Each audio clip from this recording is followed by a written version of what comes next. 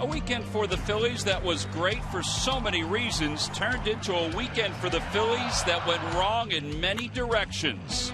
They return to face the Cubs after a much-needed day off, and a familiar face returns to the lineup to begin the march through the final 51 games of the season.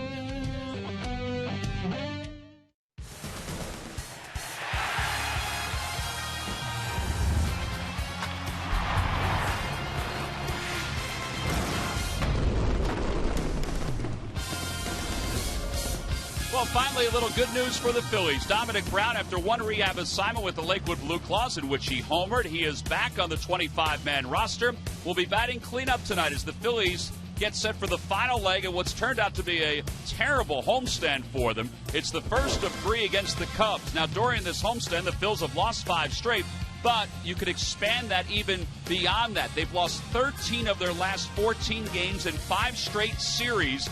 They haven't hit a whole lot, and they haven't pitched all that well. And they also received some bad news yesterday. Antonio Bastardo was one of 12 players who were suspended without pay immediately for the remainder of the season because of their link to the biogenesis investigation. Hi, everybody. I'm Tom McCarthy, along with Chris Wheeler. We'll talk more about Antonio Bastardo as the telecast moves on. Ruben Amaro spoke about it today. So did Charlie Manuel, and so did some of his teammates, all very surprised that he was linked to the biogenesis investigation. What we can talk about is this matchup against the Cubs, because the Cubs, like the Phillies, are ever-changing. Yeah, and they've been having their problems, too, Tom. They're not scoring. They got shut out their last 2 games. The Dodgers are on this unbelievable run on the road. They got them 4 straight at Wrigley. See some of the really good players that they have moved this year. Traded Matt Garza to Texas. Of course, Soriano going to the Yankees recently. And Scott Feldman, who's a very good major league pitcher, has moved over to Baltimore. Those are the numbers that they had with the Cubs. All those guys really contributing. But you see where they rank right now with a record at 49-62. Very similar to the Phillies. They're way back in a very difficult division. They're hitting .242. They're way down in runs. Now, home runs, if you play at Wrigley Field, the odds are you're going to have quite a few home runs, and they do. But they lost Soriano, and Soriano is going to get the majority of them. Yeah, they're 1-7 in their last 8 games. However, over their last 62 games, they're only 1 game under the 500 mark. So this is not a team that the Phillies can at all take lightly. It's the first of a 3-game series between the Phils and the Cubs. Edwin Jackson making his 22nd start for the Cubs, and Kyle Kendrick, who's hoping to turn around what was not a great month of July, will make the start for the Phillies. Well, with Dominic Brown coming back and playing left field, where will you put Darren Ruff? Well, he's going to be in right field tonight. Back in the lineup with a long on-base streak. We'll be back with the lineups at first pitch after this. Phillies baseball is brought to you by Budweiser, the official beer of Major League Baseball. From shutouts to walk-offs, we've been celebrating the greatest moments in Major League Baseball for over 30 years. Great times are waiting. Grab some buds. By Toyota. Toyota's nationwide clearance event is going on now. Toyota, let's go places. By Citizens Bank, where good banking is good citizenship. Isn't it time you experience good banking? By Xfinity, the official HD triple play provider of your Phillies. By Coca-Cola, the official soft drink of the Phils. And by Independence Blue Cross, the most preferred health plan in the region. Independence Blue Cross. Live fearless.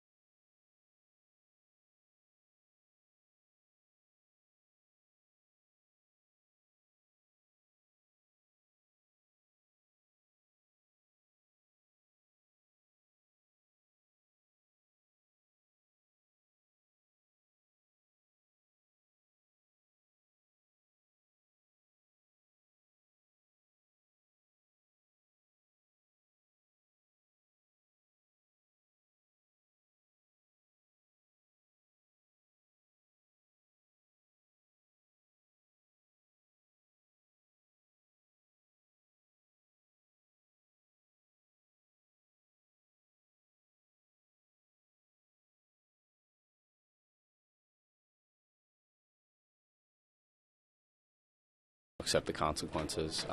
Because you pride yourself on, the guys that are in the clubhouse and who and how we obviously strictly try to do business the best that we possibly can and the right way.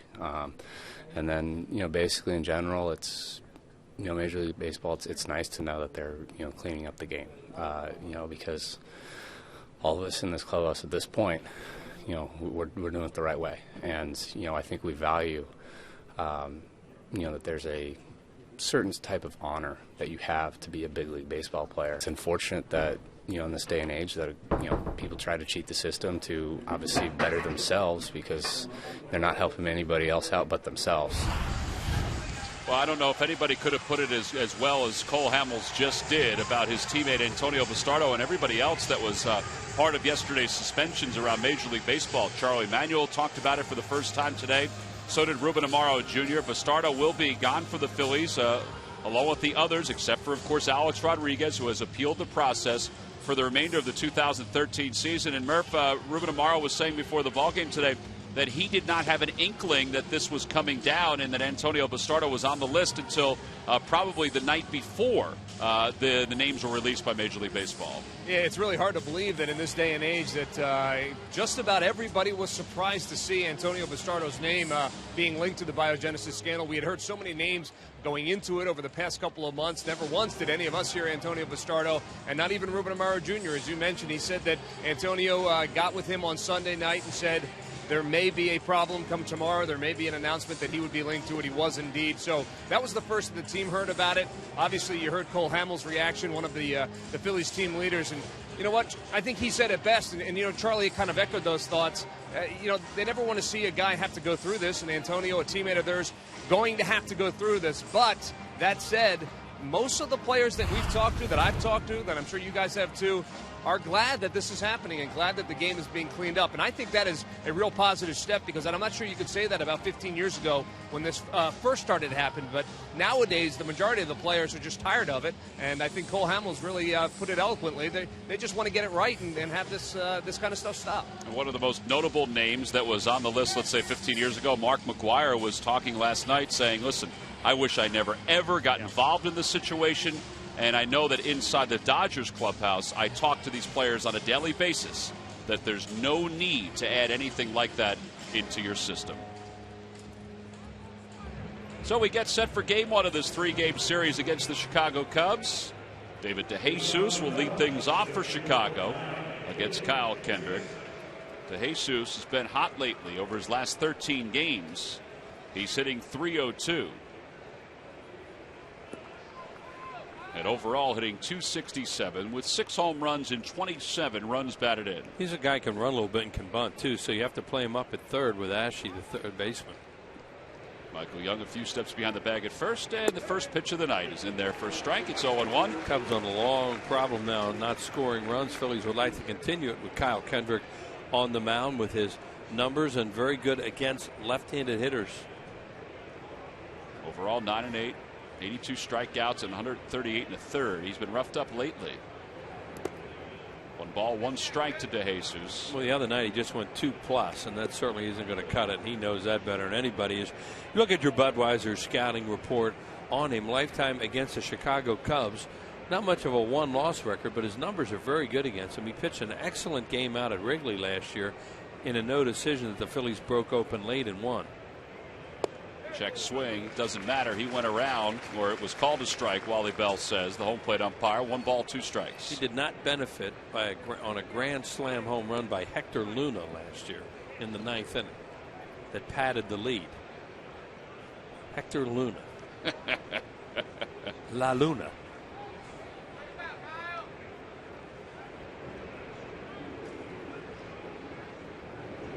Swing and a miss. Great changeup.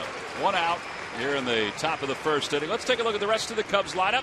It's brought to you by Xfinity, your home for the most live sports. Junior Lake, then Anthony Rizzo. Former Phil Nate Sherholtz bats cleanup. Starlin Castro bats 5th. Wellington Castillo will hit 6th. Followed by Darwin Barney, Donnie Murphy, and Edwin Jackson. 1 away here in the top of the first. Junior Lake will face the Phillies for the first time.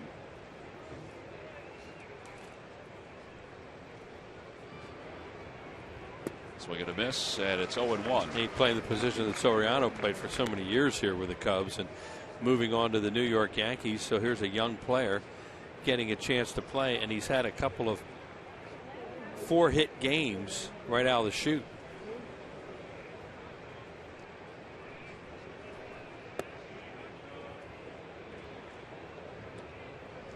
One ball, one strike. Kendrick's month of July was like one of his old months of July. His earned run average was 7.36 over 5 starts. One ball, one strike to Junior Lake. And a breaking ball outside. 2 balls and 1 strike. Asked Rich Doobie today, I said, what were some of the things you worked on during his bullpen session? He said, well, we didn't really work on a whole lot. We just try to get him to get the ball down in the zone, get on his fastball. 2 balls, 1 strike to Lake. And that's a strike for at 90 miles an hour. It's 2-2. Yeah, that's what he threw there, was that comeback sinker that works so well to left-handed hitters. Not so hot to right-handed hitters when you throw it where he did. But he got away with it. That one you want to start away and hope it'll catch the outside corner, not run the middle of the plate. Last time Kendrick pitched, when he only lasted 2+, it was a little more than 24 hours after the birth of his second child. He and his wife Stephanie welcomed in Kyle Jr. at 4:30 the day before. And Rich Doobie said that he didn't get a whole lot of sleep, so that was weighing on him physically and even mentally a little bit. Kyle did not use that as an excuse, though. Here's the 3-2 pitch to Lake. Off the hands, out towards second. Not hit that hard, and there are 2 outs.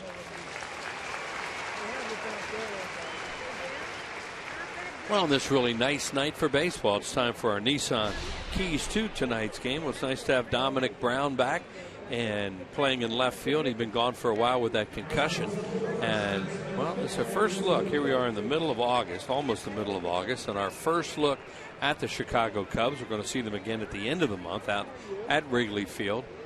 And there's the Phillies with the corner outfielders, and they with Dominic in left and Darren Ruff in right. But the Cubs right now are a struggling team trying to get some runs. Rizzo hits one well deep to left center field. On the run is Mayberry out toward the wall, and he makes the catch just as he slides along the Gulf sign in left center field. 1-2-3 go the Cubs. Just a 12-pitch inning for Kendrick, and we'll be back with the bottom of the first.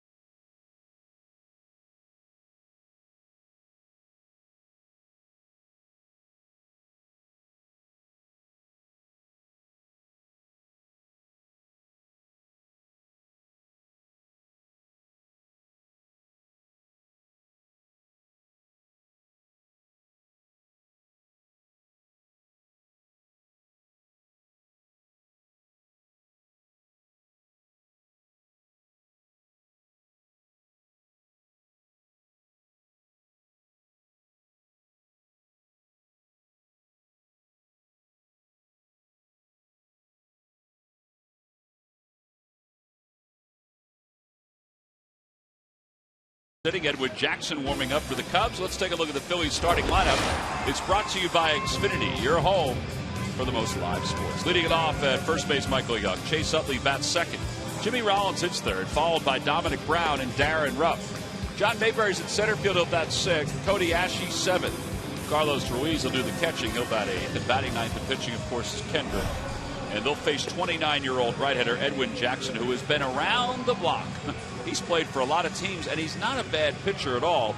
This year, 7-11 with an ERA of 4.65. Cubs gave him some security with a 4-year deal. Dodgers, Rays, Detroit, Arizona, the White Sox, St. Louis, and last year with the Nationals. Our scouting report on him, he's a fastball slider guy.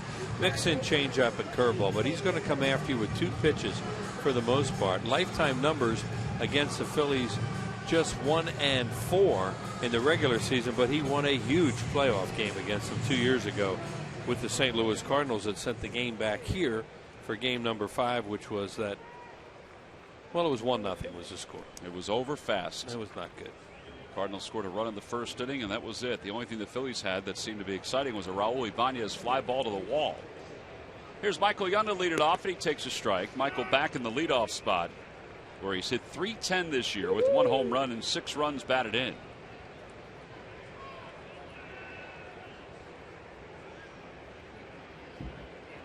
Look at Jackson's numbers. He's never thrown a home run ball in this ballpark, but he has, because he threw one in a World Series game, which of course doesn't count in the numbers that you look at here at Citizens Bank Park. But Joe Blanton got one off him. That one's hit towards center field. On the run is DeJesus out toward the track. He got turned around. He didn't get it. It popped in and out of his glove. Young's on his way to third. He'll stop at second, and that'll be a leadoff double for the Phillies. Man, he killed that ball. Yeah, and DeJesus made a really a terrible play on it, but then he made an unbelievable play so that it didn't turn into a triple. Watch the end of this. Now he's having all kind of, watch it pop up, and he grabs it and he just throws it like that so that they have to stop Young at second base. Right there it goes in and out of the pocket because his hands had to be a little bit hard at that point after running every way but loose. But it was amazing the way that he threw it back in a hurry like that, and that stopped him at second. He also has a little dirt in his face. I mean, he had a lot of dirt on his face. Well, he did a face plant out in the warning track, but look at his hat and his face. And that's not dirt of glory either, because he should have caught that ball. Well, now Chase Utley the batter, and Utley hits one toward left field. It's slicing away from Lake. He won't get it, and the Phillies will take the early lead. Michael Young will score easily. It's an RBI single for Utley. 1-0 Phillies. Well, that's not what Chase wanted to do. He wanted to pull the ball there, but he sliced it really nicely, and a good job of reading it by Michael Young to score easily. And DeJesus is going to wipe that red dirt off his face. Well, you talk about getting dirty on one play. Good job by Chase Utley, get the run in. Pitches a fastball that they said he's not trying to hit the ball to left field, certainly, but he does, and it turns out just fine. So 1-0 Phillies. Still nobody out. Runner at first. Here's Jimmy Rollins. Rollins 5 for 26 on the homestand for the Phils. Batting third tonight. And it's 1 ball and no strikes. Phillies have seen this guy enough over the years now, Edwin Jackson, that they know that he's going to challenge him. And he's going to throw a lot of sliders too, but he really likes to establish his fastball. Rollins is 4 for 6 lifetime against him.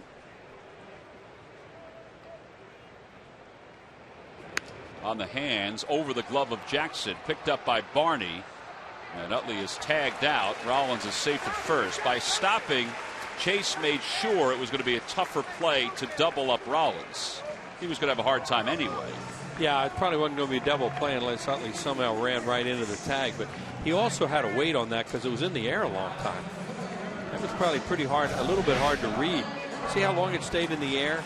And now he goes and gets him, and Utley does it right. As a second baseman, and you're a base runner, you know exactly what you don't want to have happen to you. So he made sure it did. Rollins is aboard, 1 out. Dominic Brown makes his return. Dominic missed 11 games because of the concussion he sustained in St. Louis. And Rollins, if that was a good throw, would have been in trouble, but he got back. That was a nice play by Rizzo over there.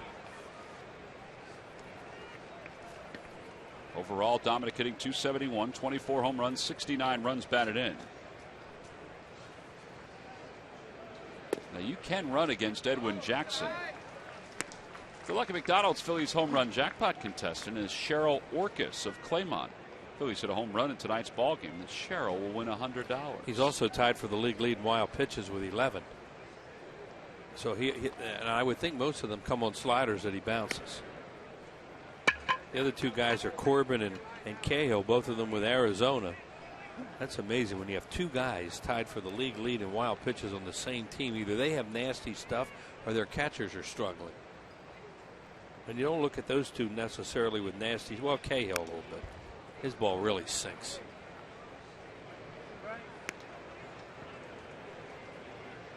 One ball, one strike to Brown. Brown was 0 for his last 8 before he went on the disabled list with a concussion. But there's two things out there that make you be able to run on this guy. A little bit slow to the plate, and he also throws that nasty stuff down that's hard for a catcher to handle. And he's obviously very aware that teams are running on him, 14 out of 15. So they're going to do some throwing over there.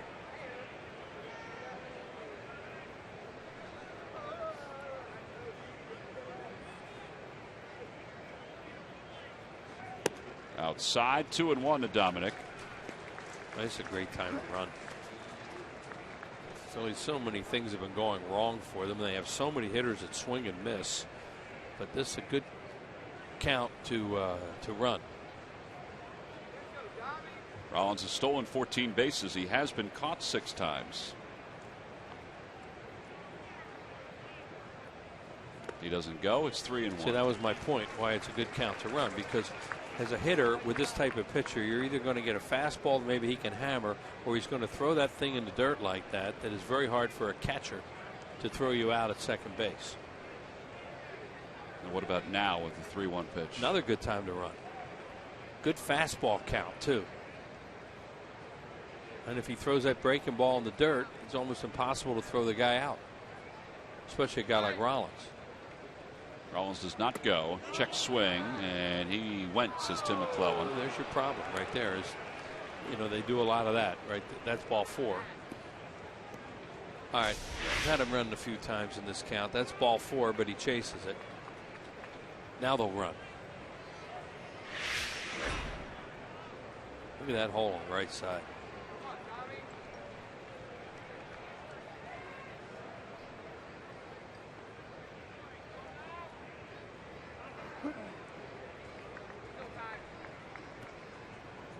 All fastball sliders so far.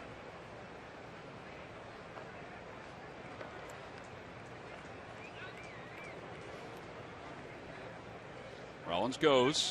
Pitch is hit back toward the middle. Base hit. Rollins will get to third. That's a nice way to make a return. If you're Dominic Brown, a hit in your first at bat. You've got runners at first and third with 1 out for Darren Ruff. And that's the advantage of running, because it would be very hard for him to get to third base. For Jimmy to get to third base as hard as that was hit, and where the Jesus had to go for it. But when you're running, no brainer. See him running on the count. So you're not trying to steal the bag, you're just going on the count. And now here comes the outfielder. There's no way he could have gotten to third on that play if he's not running. So the Phillies have an early lead against Dal Swaim's Cubs. They're trying to add to it here in the bottom of the first. They're up 1-0. Darren Ruff has reached base safely in 32 straight games. And he takes low, 1-0. Castro with a pretty nice play. Behind the plate. Yeah, you've already seen a couple of those breaking balls in the dirt that he's struggling to block. I should say Castillo. Wellington.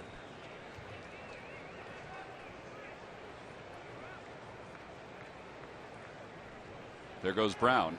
Pitch is line, caught by Starlin Castro, and there's nothing the Phillies can do about that. Darren Ruff hit that ball right on the nose, and it turned out to be an easy double play. 1 run scores. The Phillies take the early lead. They get 3 hits. We go to the second. It's the Phillies 1 and the Cubs nothing.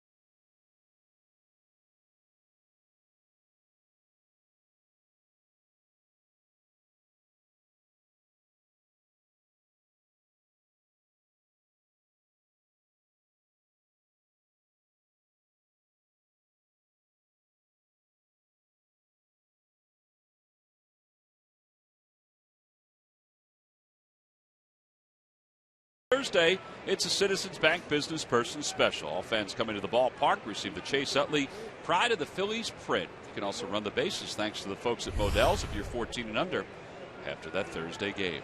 Here's Nate Scherholtz. He'll lead it off.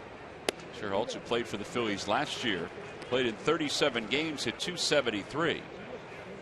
Cubs signed him to a free agent contract this past offseason. He's been good for them. His average at .268 with 14 home runs. He's up there with a much different stance this season than last. That's a little high. 1 ball and 1 strike. Phillies acquired him from the San Francisco Giants in the Hunter Pence trade.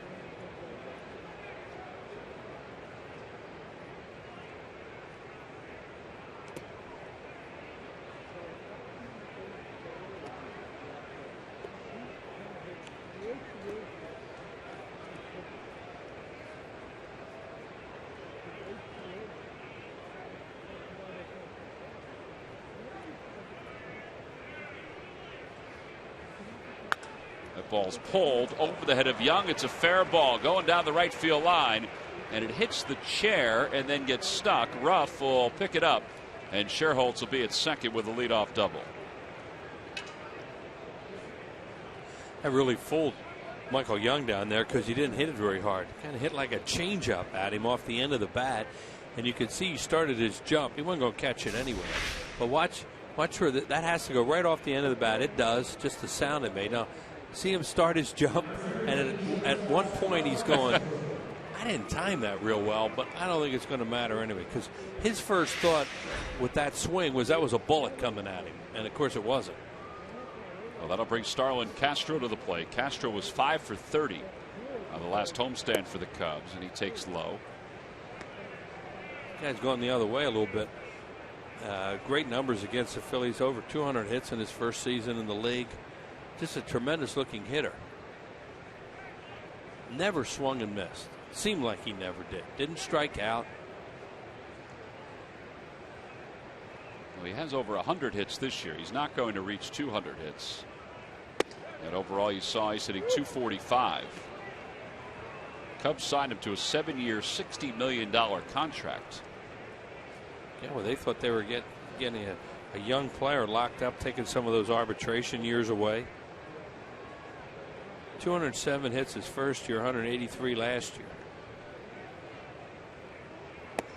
Change up low, 3-0.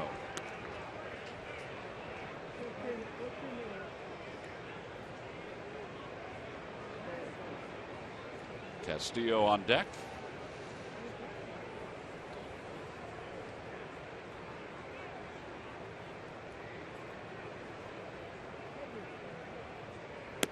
On the outside corner, 3 balls, 1 strike.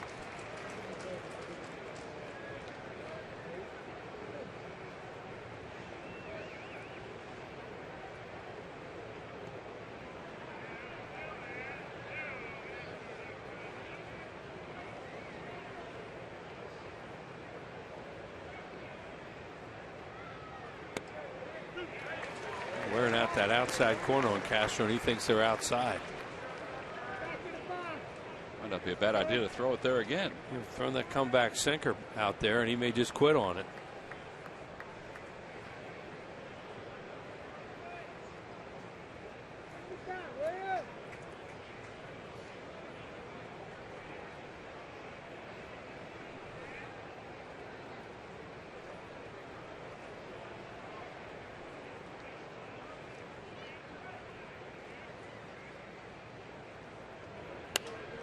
Went after it again, and this time Castro took a swing at it to stay alive. Third base coach down there for the Chicago Cubs, a familiar face, David Bell, former Philly, who manned that position at third base for quite a few years in this ballpark. So he has an idea of how tough it is to coach third here. Looking at David from a distance, he looks so young, doesn't he, standing out there? Does. 3 balls, 2 strikes. Fouls it back. It remains 3-2. This is the Castro you remember here right now as he doesn't swing and miss. There he is.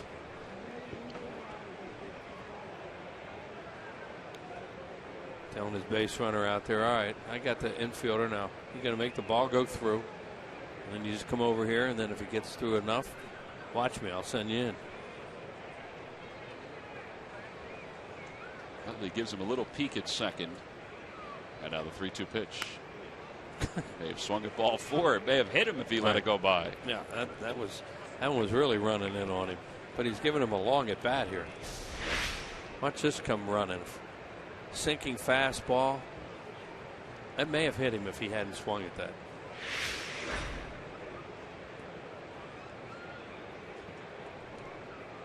This will be the 9th pitch of this at bat coming. Ruiz runs through the signs.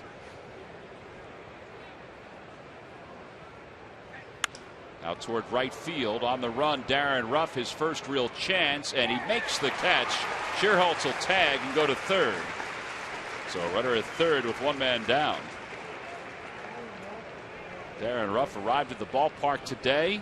Juan Samuel found him in the lunchroom with a bucket of balls and said, hey, you're playing right field. Let's go out and we'll take some fly balls. Well, totally different position when you're out there. The ball slicing away a different way than you're used to in left field. And there they are, as Tom said, out there working earlier today. Darren thought he was joking when he told him he was playing right field tonight.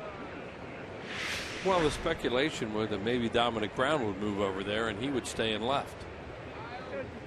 Here's Castillo. Castillo with a runner at third, and he swings at the first pitch. It's 0-1. They were starting to inch in a little bit too. They started out playing back in the infield, and then they were coming forward as the pitch was thrown. Not a real fast runner at third. Shearholtz is okay. There's Sammy. He's directing Darren Ruff right now in right field. Yeah, well, you want to move in a little bit on the offside, but they also know that it's very strange to him, so they're probably going to let him play a little deeper than most guys would.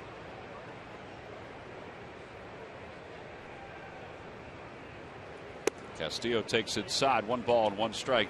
Murphy was serious when he said that he thought Juan Samuel was joking when he said he was playing right field tonight. Yeah, he was serious. He was as surprised, I think, as many of us when we saw the lineup. But Charlie kind of explained himself, and basically it came down to they didn't want to mess with Don Brown.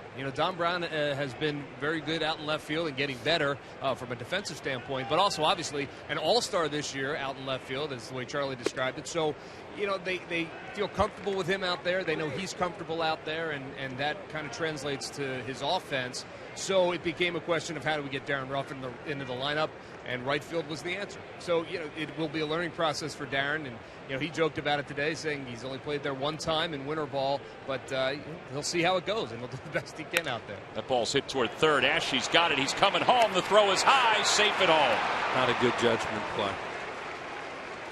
He was back enough there that he was not going to be able to make that play at home plate.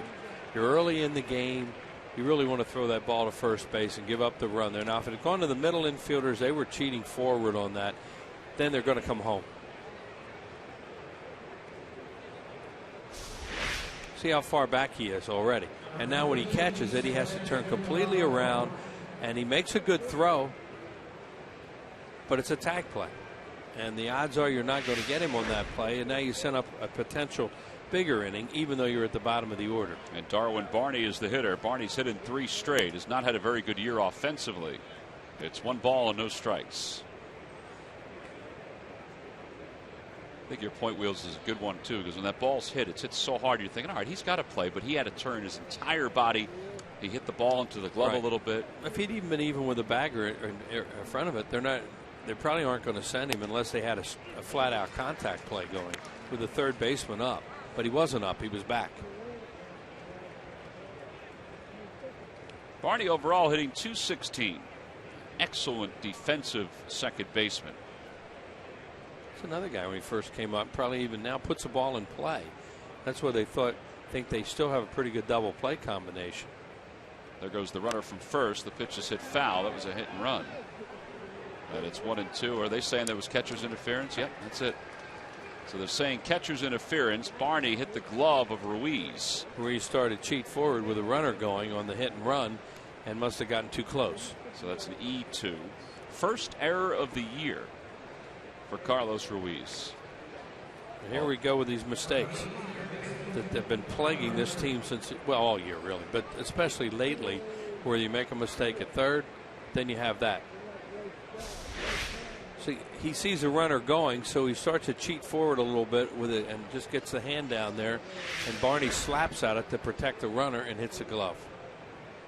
Well, that'll bring Donnie Murphy to the plate. Murphy takes outside. Murphy does not have a hit in 2 at-bats so far since being brought up from the minor leagues. You see his numbers with the Marlins against the Phillies, 6 for 24. Tom says that scored an error in the catcher and then no plate appearance for the hitter Barney.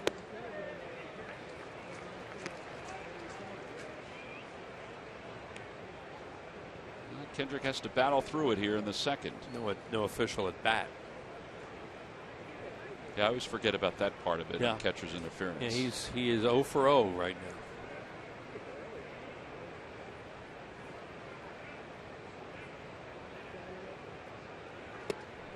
He's late on a 90-mile-an-hour sinker, 1-2.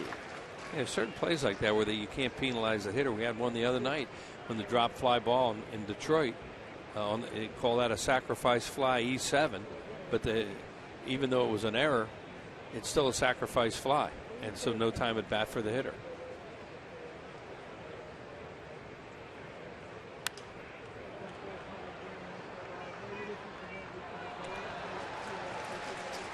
One ball, 2 strikes to Donnie Murphy. And these kind of innings where you make mistakes the way they made in this inning. The game's tied. There's still a threat out there. The Cubs are finally on the board after the long scoreless streak, and your pitcher's throwing a lot more pitches. So you're talking about a bullpen game quicker than you want. Yeah, 24 innings was the scoreless streak for the Cubs. That ball's hit well deep to left field. Forget about it. It's a 3-run home run, and the Cubs lead it 4-1 here in the second. That ball was right in his swing zone. Like a cutter or breaking ball. You know, cutter. It's more a cutter than sliders with him. I don't know. But he just reached out and golfed it. Like the fat part of the bat on the ball. And there's part of there's mistakes in this inning, and now it's a breaking ball. It's that slurve he throws up there once. Well, watch him reach down almost one hand. Guy must be a low ball hitter. He hit that thing. Well, now Edwin Jackson with 4 runs across the plate, and he whacks one to left field. Dominic Brown is there. And he makes the catch, 2 outs. And to the top of the order for David DeJesus. The thing, when you're going bad the way the Phillies are right now, and they are obviously going really bad, when you make mistakes, they cross home plate, it seems like. When you're going good, you can make mistakes, and you get away with it. Or your offense comes back and covers your mistakes. All that stuff is happening to them right now, except the offense can't cover their mistakes. Yeah, the Cubs, as we said, hadn't scored in 24 straight innings. The Phillies had scored runs, but it wasn't the kind of run output that they're used to in past years. They're a very different team, obviously. We showed you that graphic at the start of the telecast. Dale Swaim, 110 wins with the Cubs. They still think he's the right guy, even with all the rebuilding they're doing. No balls, 1 strike to DeJesus. On the inside corner, 0-2.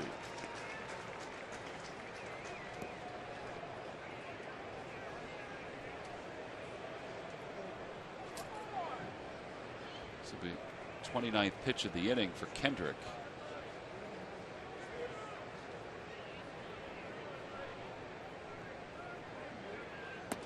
On the inside corner, called strike 3. DeJesus knew it. He's been struck out twice tonight, and the side is retired. But the Phillies score 4, or the Cubs, excuse me, score 4 runs in their half of the second. They capitalize on some Phillies mistakes, and we go to the bottom of the second.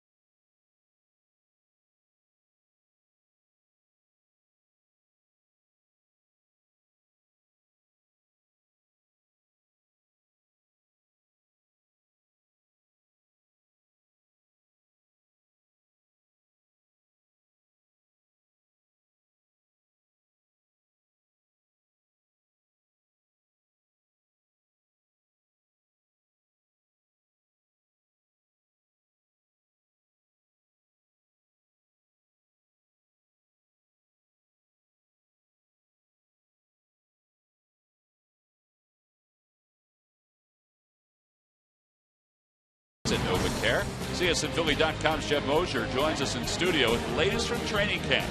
All that and more in the next Philly Sports Talk presented by Classic Nissan tomorrow at 5, only on Comcast Sportsnet. Bottom of the second, Cubs leading 4-1. They just scored 4 runs, 3 of which were earns. They're half of the second inning. And now as we go to the home second, the Phillies will have to play from behind. John Mayberry, Cody Ashe, and Carlos Ruiz are due up against Edwin Jackson.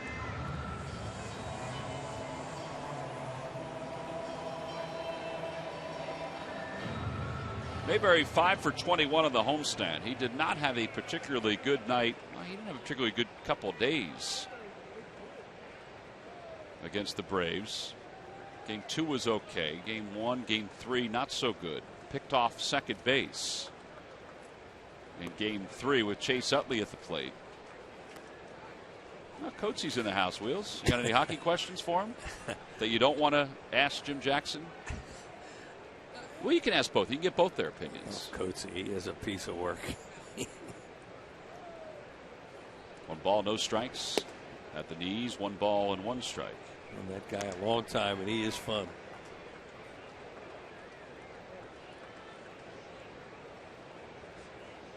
Yeah, JJ could give a little rundown on him. I think I said JJ the wrong way today. He was looking for him, and I said he's in the Hall of Fame club, as that one's off the end of the bat, back to the mound. Rizzo runs to the bag, 1 out. I said he's in the Hall of Fame club. I said go down to your left and make a right, but I made it seem like he had to go to his right instead of his left. The Hall of Fame club, so yeah. Let me make sure I made that clear, because he would have been wandering around as the pregame show was getting ready to get underway. They see each other? I think so. Coach is wearing the old school hat in honor of our old school golf shirts that we're wearing tonight. Nice of it. There's Cody Ashe. And Ashe swings at the first pitch. That's down the left field line. Slicing into foul territory, and no play. Other guy sitting down there right in that shot is our old buddy John Slobotkin, who's our producer for a long time. Did a great job on our telecast. Jeff Halloran worked with him and then moved into that chair. There's Slow. Right there. Nice circle. White circle tonight, Wills. No fluorescent green. That one wouldn't have gone right. It would have blackened the screen and all that stuff. Hope Slow's supposed to be here. I don't know where else he would be on a beautiful night. He's a baseball fan. Chopper foul past Juan Samuel, and it's 0-2 to Ashe. Ashe 1 for 17 since his call up from AAA. That's some pretty good swings. He's had a couple balls that he's hit right on the nose that haven't dropped. His one hit was a bunt. He was attempting to sacrifice.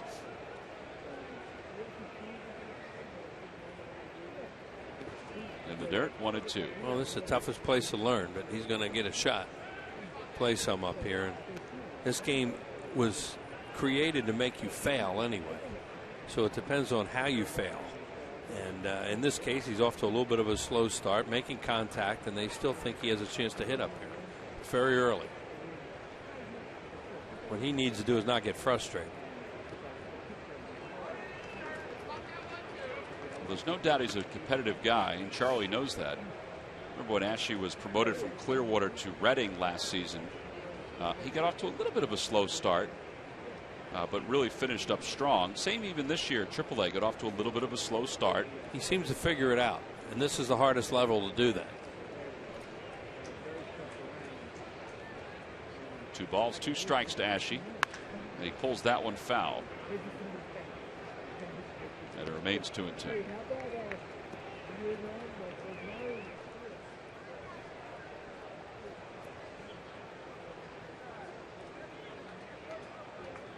Cody grew up just outside of St. Louis. Went to the University of Nebraska.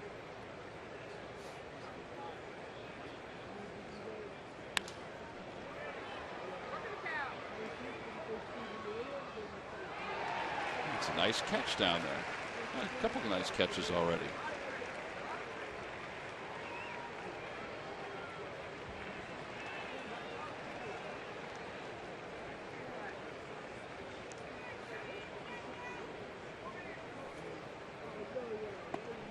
3 balls, 2 strikes to Ashe with Ruiz on deck.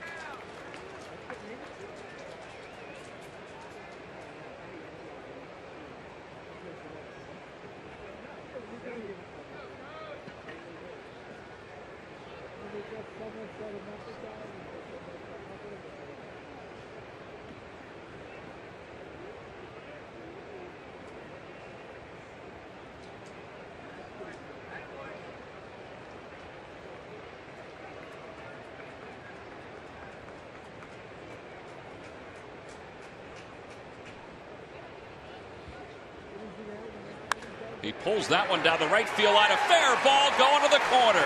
And Ashe's on his way to second. It'll be his first extra base hit. And he's there standing. That was a pretty good swing right there. He was getting close and he was timing Jackson. And he finally timed him to the tune of a 2-base hit. Yeah, and a real good at bat because he kept spoiling some tough pitches. Breaking balls down, taking some stuff down, pitch away. Then he finally worked it into a fastball count, 3-2. Got his fastball with a 3-run lead and put a nice swing on. Real good at bat. Well, Murph, I know I talked to Cody the other day. He said it must have been some kind of a record that I was put into with that bunt single. That's going to make him feel a little bit better. No doubt about it. I talked to him about it as well. He said, well, that wasn't exactly the way I pictured my first hit in Major League Baseball, something he'd been dreaming about probably since he was a kid. But I agree. That one was solid, and he'll feel good about that one. You guys were talking about slow starts for Cody Ashe. When he first came up, right before he made his first start in the big leagues, he was asked about that. And, it seems like at every level he does start a little slow. And one of the reporters said to him, why is that? He said, man, if I could answer that, I wouldn't do it. So yeah, just something that Cody Ashe has to deal with, I guess. Well, that's a good way to get himself going, is to get a 2-base hit. The Phillies down by 3. Yeah, see if he can get something going here because he knows he made a defensive mistake in that 4-run inning. If you're thinking about getting the run at the plate in that situation, they're going to play you up even with a bag or in front of the bag. If they're playing you behind the bag, they're saying, we don't care if that run scores from your spot. And in that case, they made a mistake. He makes a mistake, and it turned into a big inning. Ball's pulled toward third, backhanded by Murphy. And there are 2 outs. And that'll bring Kendrick to the plate.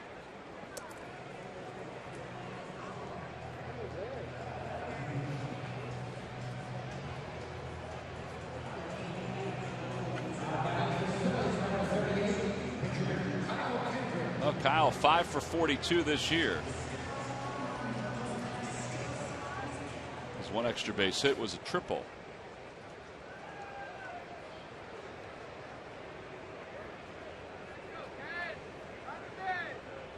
Really shallow in center and right field.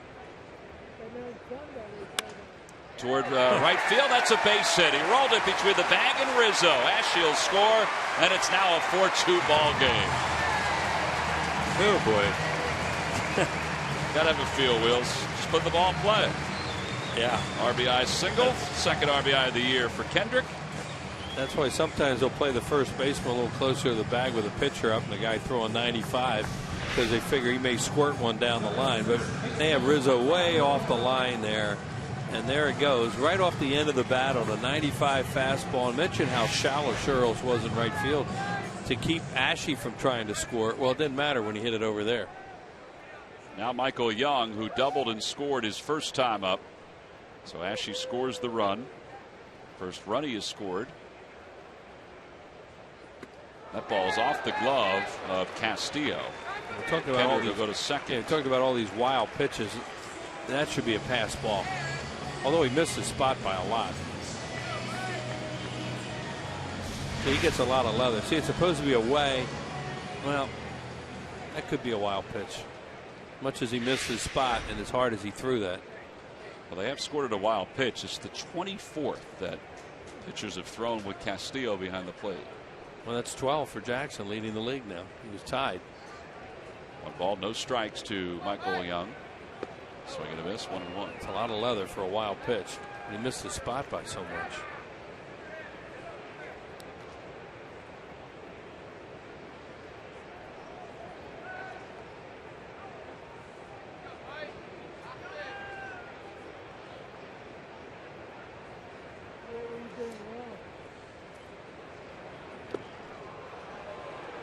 So you like to really try and steal another one now if you can.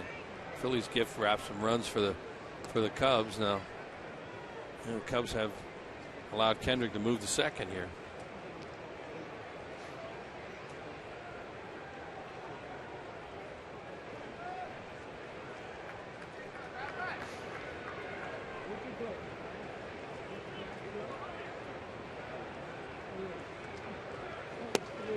And a call, strike 3. Michael Young thought that pitch was low. He's down looking. The Phillies do get one back. We've completed our first 2. Cubs lead it by 2.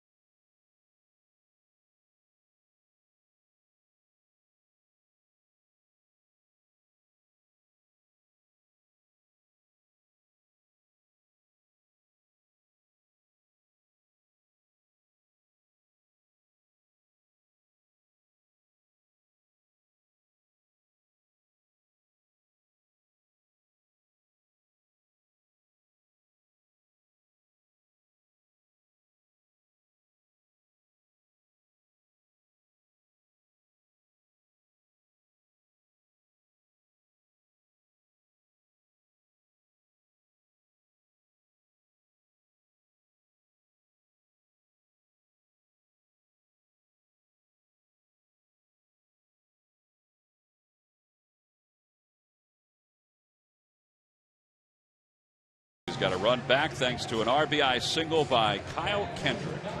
His first RBI since June 3rd. It's a real nice night here, and it's going to be a beautiful night. Everything we were told by the man in charge of weather here at the ballpark for the Phillies, Mike Stiles. Yeah, there were some showers passing through earlier, but that's all they were, which is some quick showers. Not going to be a problem tonight, and it is beautiful. Junior Lake will lead it off. Lake rounded out his first time up. Junior Lake out of the Dominican Republic, a kid who started his career as a third baseman. Actually started as a shortstop, but they had Starlin Castro. They were signed the same time. Then went to third, now playing left field.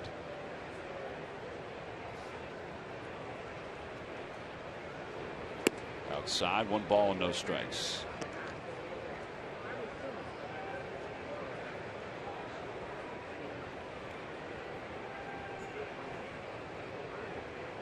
This guy has 25 hits in 18 games so far for the Cubs, including the 4 home runs. He's had 2 4-hit games.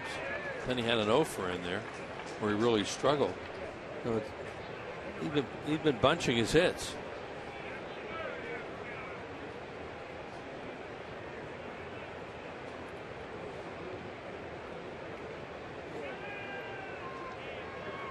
Shows bunt, takes outside, 2-1.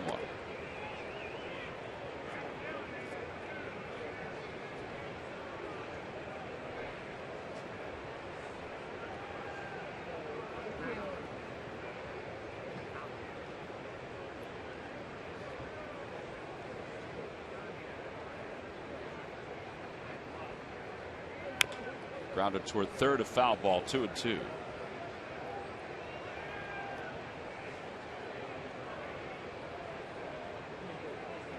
Cubs find themselves 18 games out in the Central. Phillies are 17 games out in the East. I don't remember the last time the Phillies are, it doesn't matter who it is, but I don't remember the last time a team like the Phillies have spiraled so quickly in such a short period of time. Well, they picked the spiral time the same time the Atlanta Braves took off.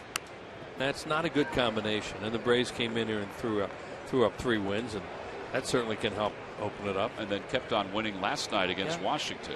Yeah, they were red hot coming in. And the Phillies have been stone cold since the All-Star break and playing bad baseball the way they did in that one inning tonight.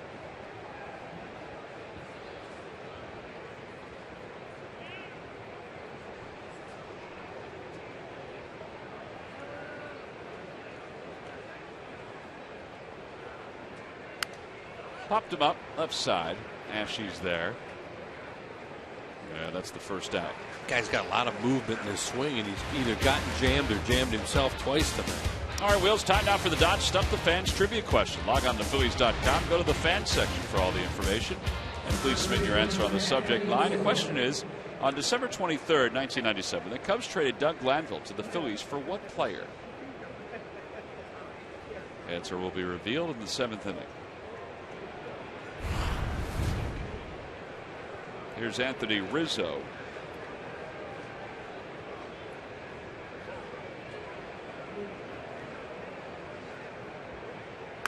Rizzo pulls one deep down the right field line. It is gone.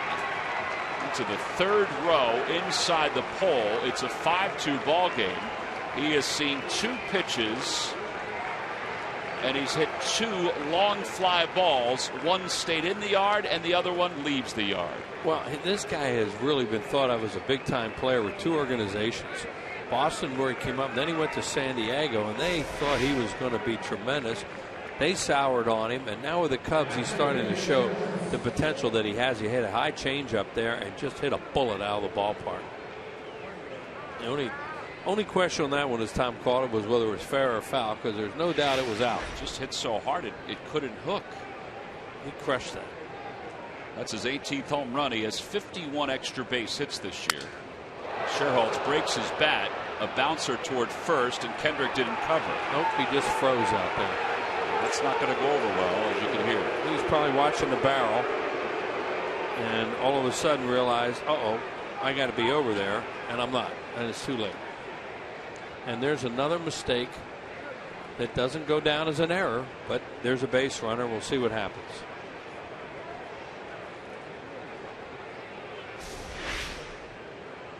Watch the barrel explode, and I think that gets his attention and makes him free. See, he's watching the barrel of the bat, and now all of a sudden, wait a minute, my guy has that, and he needs me over there, but it's way too late. Well, that'll be a hit for Sherholtz. It's his 2nd of the game. Rich Doobie out to the mound with the Phillies down by 3 again, 5-2. No excuse for not covering first, but you can see why you'd start to watch that barrel helicopter out there too. It gets your attention, and that just that split second, it's too late then.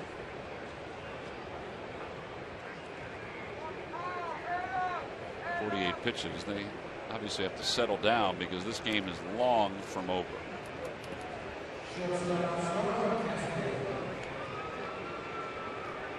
Well, Rizzo is streaky, and these 2 swings he had tonight were pretty good. Remember when the Padres brought him up, they thought, we have got us a star power hitter for a long time, and then all of a sudden they got rid of him. We were out there when the fans wanted him up from the minor league so bad.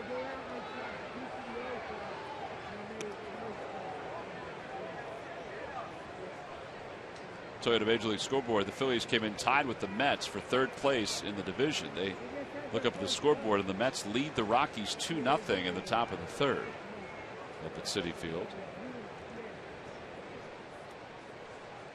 No balls, 1 strike to Castro with a runner at first. There he goes. Pitches line toward left. Brown going back on it. It sinks into his glove, and there are 2 outs, and Sherholtz goes back to first. Hey, Friday, August 16th, the Los Angeles Dodgers, one of the hottest teams in the National League, will be here in Philadelphia.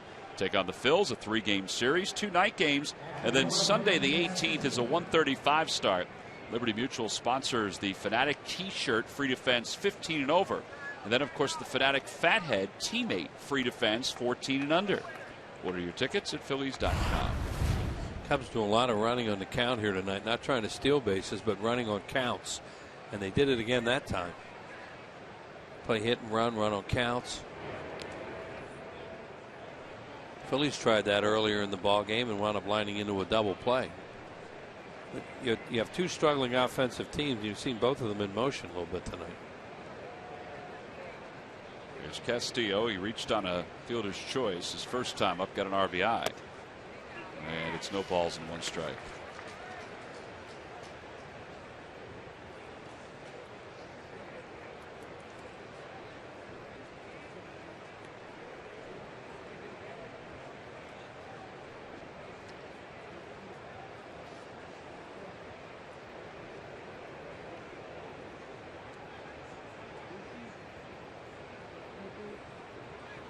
Ground ball back toward the middle. Rollins dives. He knocks it down, and it'll be a base hit.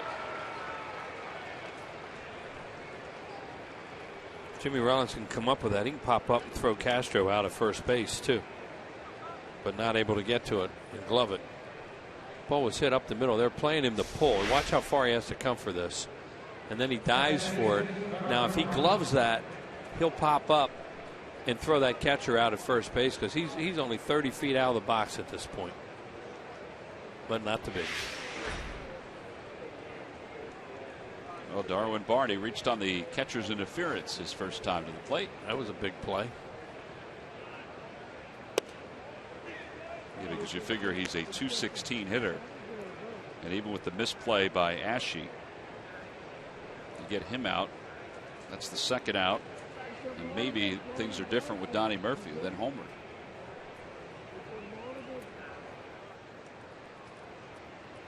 No balls and 1 strike. Up high, 1-1. You know, the play that really killed him that inning was the ball Castro hit to third base to Ashe, because you throw that to first and it's 2 outs right there and nobody on base. And it's a 1-1 game, right? Yeah. It's a 1-1 game. Yeah, but it wasn't.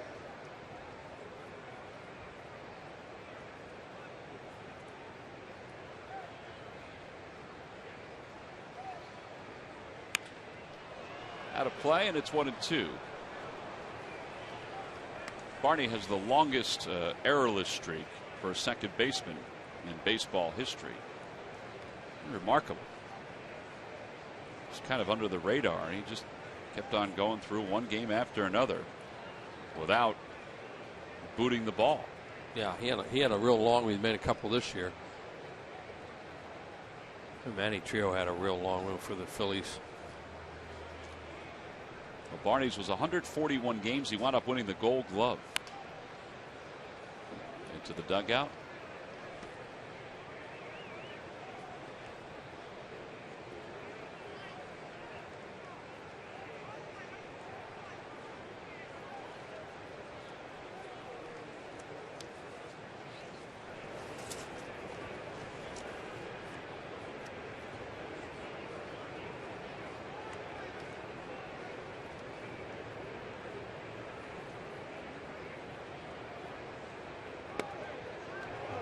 A little wide, 2-2.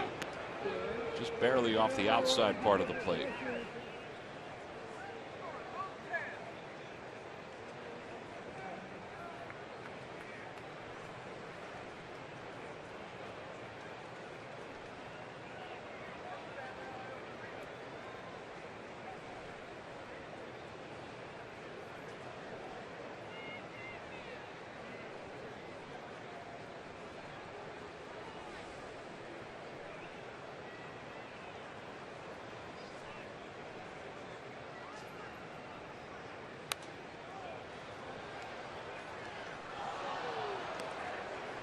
.58 pitches now for Kyle.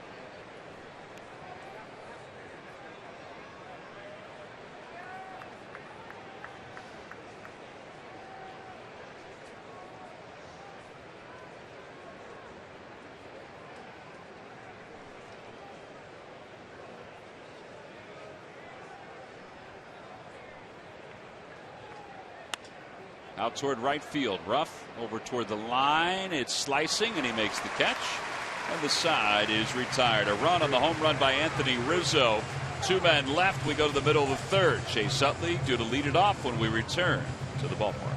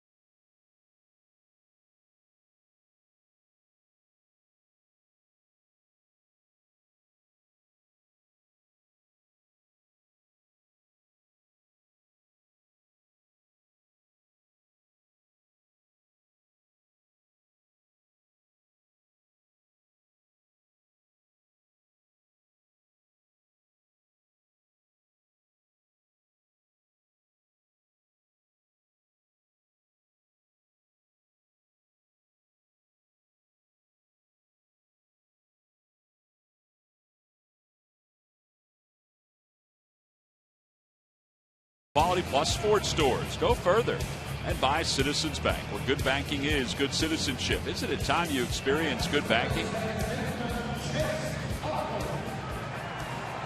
Bottom of the third, Cubs lead at 5-2. It'll be Chase Utley, Jimmy Rollins, Dominic Brown. Those are the scheduled hitters for the Phils. With the Phillies down 5-2, each team with 5 base hits so far. It's the final game of a 3-game series, or first game of a 3-game series, excuse me, the final leg of a long homestand. Actually, the Phillies, after winning game 1 after the All-Star break, they were 1 game over 500. Second place by themselves in the National League East. 6.5 games out, and in a matter of a little more than 2 weeks, they now find themselves 17 games out in the division. When you lose 13 out of 14, you got a hot team in front of you, and those things will pile up, and they did.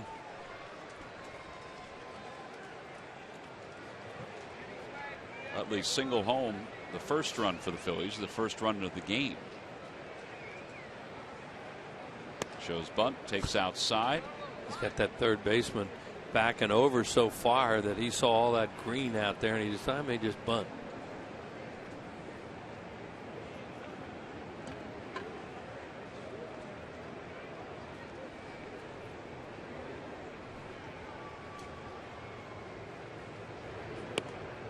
One ball and 1 strike to Chase. Chase is now 6 for 25 in the homestand.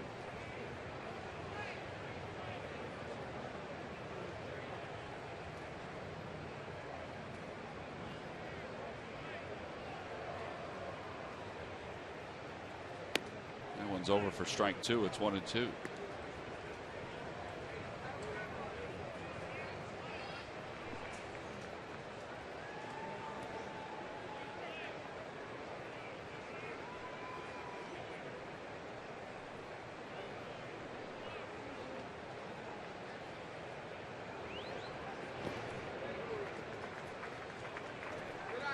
On the Toyota Major League scoreboard, the Marlins and the Pirates are facing off in Pittsburgh. And Donovan Solano has a couple hits, and RBI, a run scored, and the Marlins are on top 3-0.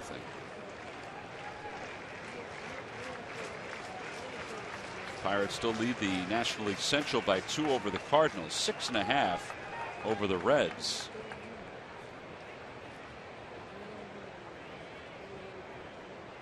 Reds lead the wild card, the final wild card spot.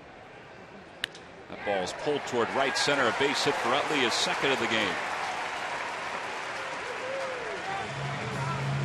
That's the thing. It doesn't seem like Jackson has his good sinker. The Phillies already have 6 hits, and there's nobody out here in the third.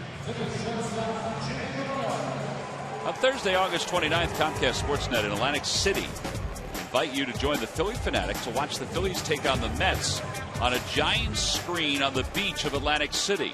Find out more information at phillies.com/beach.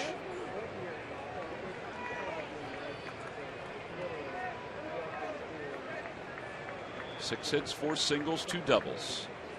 And it's 0-1 to Rollins.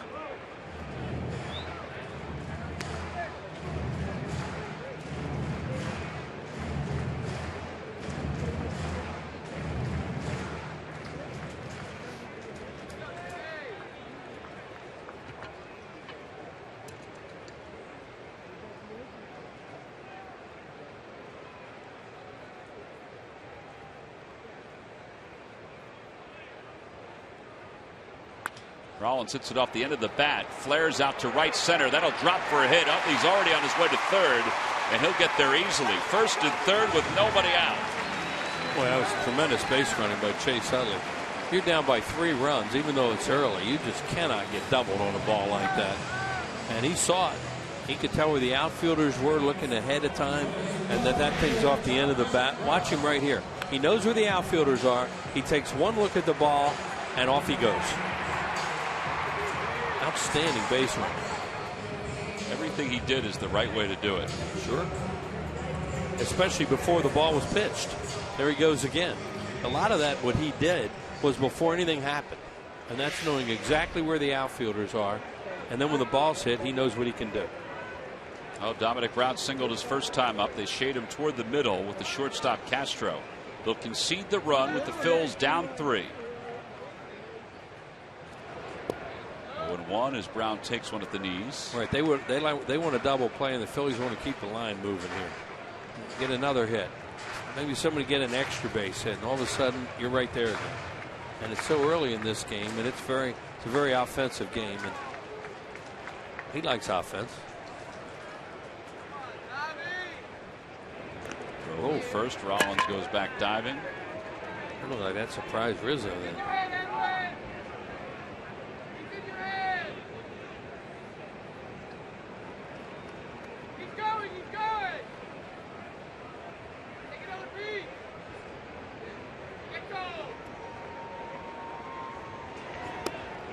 Little low, 1 ball, 1 strike.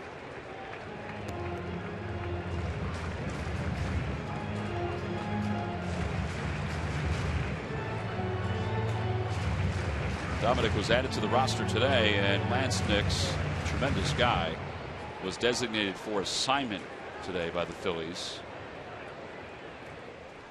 Yeah, that's unfortunate that didn't work out because he is a good guy.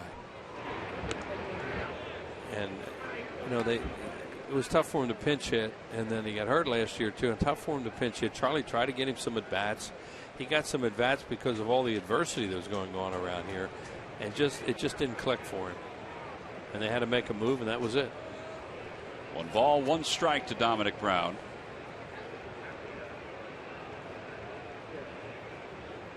There goes Rollins. Now he stops. Pitches swung on and missed. It's 1-2. Jackson was bending down. Castillo was straightening up the throw, and Rollins, like he spun his wheels a little bit. Well, there are a lot of people down there in blue probably yelling, "There he goes."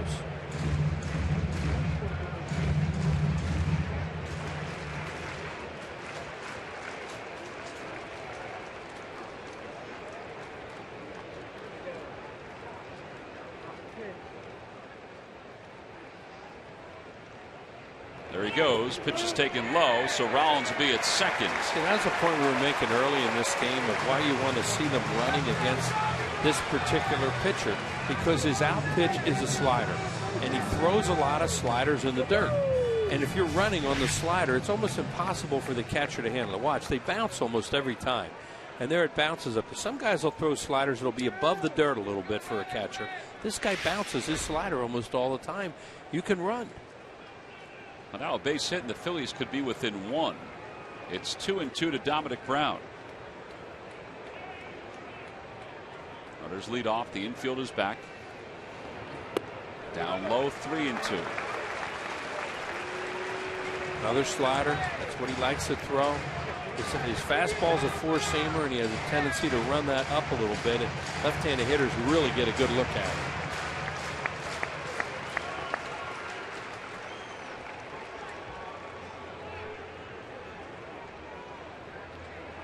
He throws another breaking ball here.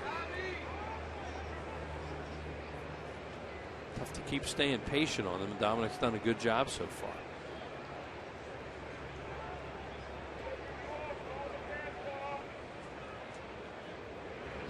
Ground ball back toward the middle. That'll get a run home. Castro was shaded that way. It's an RBI for Brown. Utley scores. It's a 5-3 game, and Rollins goes to third. That's a good out that he just made there, because he got a run in and another one over where a fly ball can get you within 1. 70 RBIs now for Dominic Brown. Got a fastball there too. It may have been out of the strike zone. Well, with Darren Ruff coming up, we take a look at our Mazda leaders. Guys in the National League that have reached base safely. And Ruff at 32 straight games. Hit the ball hard his first time up. A liner to shortstop that was caught by Castro. He doubled up Brown. They're going to concede the run up the middle. You got to give me RBI up the middle past the pitcher, and that's what Ryan Sandberg's conversing with Jimmy Rollins about. Sit towards the middle of the diamond. You make it go by the pitcher, and then you score. No balls, 1 strike. Ground ball, foul, 0-2.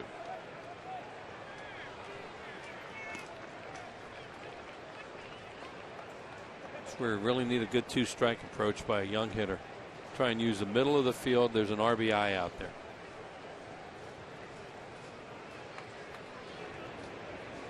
You see all that room if he can get it into play. Past Jackson.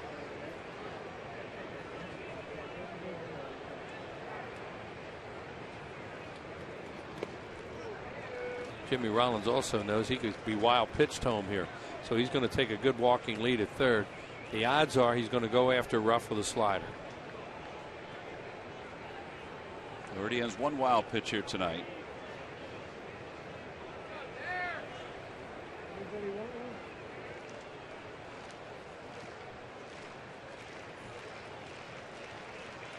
One ball, 2 strikes to Ruff.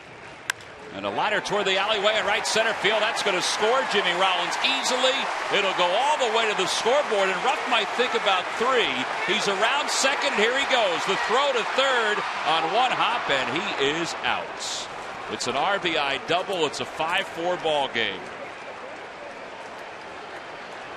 Well, give credit with the relay throws from the outfielders. Darren hesitated a little bit coming around second. And it turned out to be an easy play. Yeah, bad base running, but a great job of hitting there, because he looked like he got a fastball. Really thought he'd get slider, and he did a tremendous job of hitting a fastball hard here. Watch him pull his arms back a little bit and line this baby into right center field. His mind is thinking triple, but his legs aren't going to let him have it. As Tom said, they did a good job in the outfield. I couldn't tell if he was getting waved over or not. He took a long look. Sometimes a runner will come around second like that, and he'll never find the third base coach. I don't know, but he should be at second. So a double and an RBI. It's a 5-4 game here in the bottom of the third. John Mayberry is the batter. So 33 consecutive games for Darren Ruff. Last time the Phillies had somebody do that was Chase Utley. He crossed over the 2008-2009 season and reached base safely in 33 straight games. Well, that was just an outstanding job by Darren Ruff to hit that fastball, I think. After all those sliders, you really think he was going to get after him with a slider and try and get him there, and he didn't. Try to throw a fastball by him, and he fought that off and hit it hard. It was really impressive.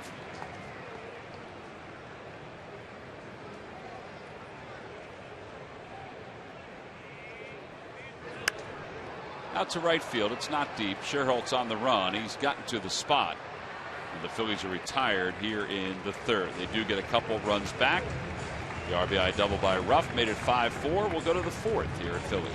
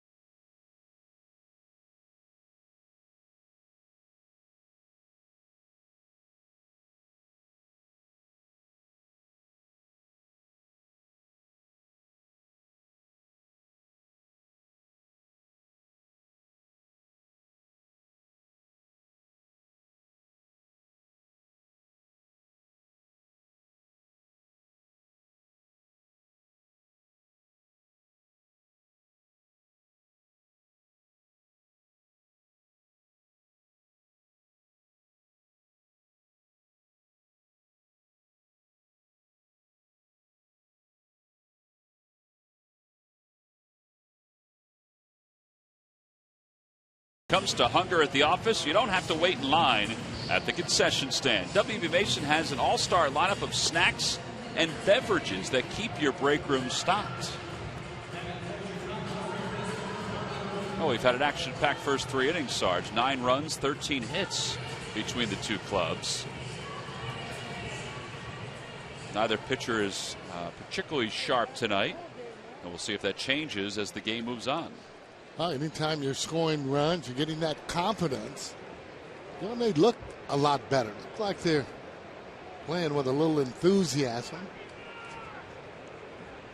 Now we go to the top of the fourth, and Donnie Murphy, who had a 3-run home run his first time up, takes a strike. It's 0-1.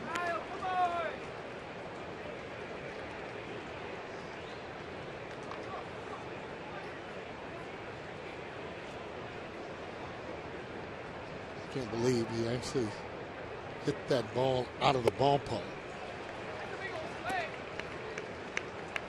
Didn't appear like he had good balance, but that ball went a long way.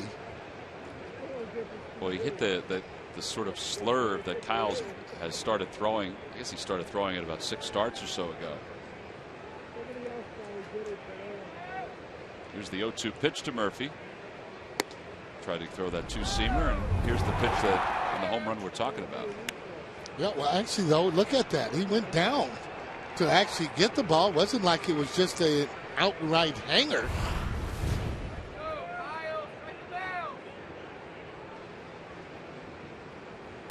Ground ball to second, and Utley backhands.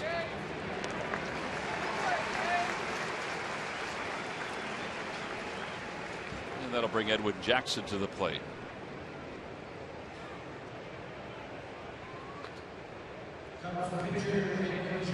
Jackson flied to left his first time up.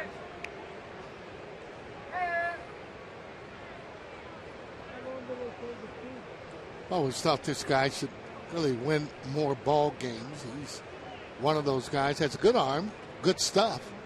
I think a lot of times for me, mentally, he kind of loses it, meaning not concentrating the way that he should and getting the pitches down. Doesn't have a problem getting that slider down, but spotting that fastball where he needs to.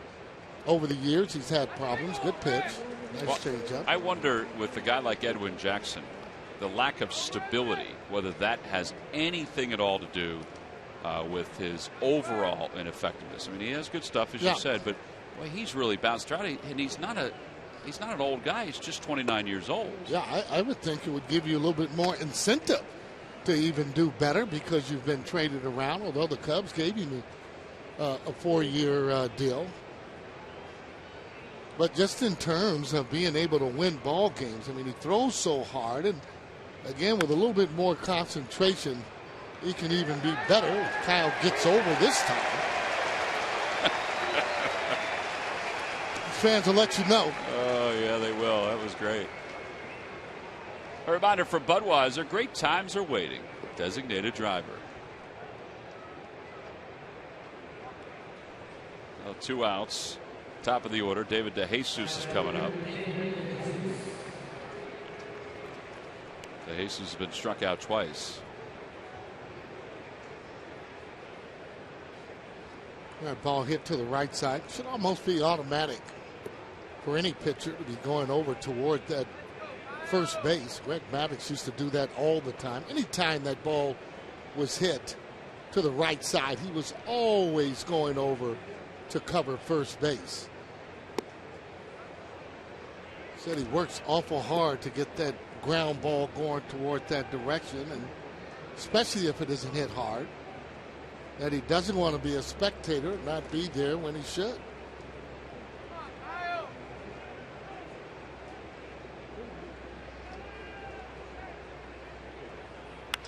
Fly ball center field. Mayberry's out there. And this is as easy an inning as Kyle Kennerk has had tonight. His second 1-2-3 inning. Nice job after the Phillies got 2 runs at the bottom of the third. Let's see them go back to work offensively with Ashe when we return.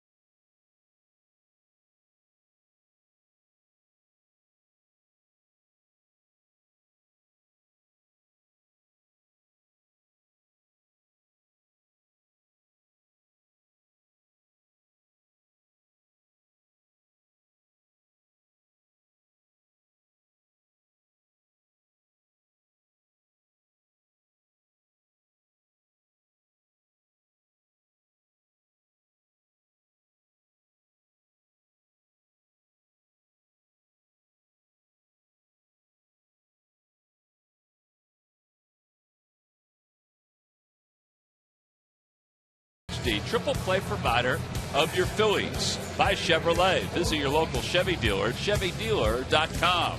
And by Thomas Jefferson University Hospitals. Call 1-800-JEFF now for an appointment.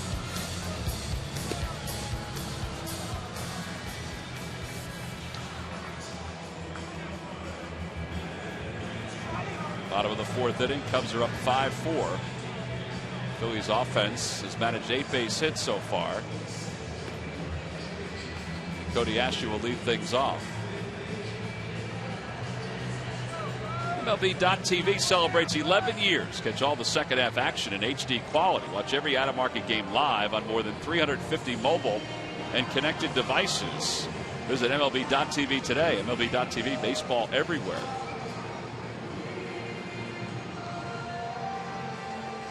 Cody Ashley will lead it off. Sarge, he had a pretty nice hit his last time up. And boy, did he really, I'm sure, like that one. He ought to collect that ball, too, for me.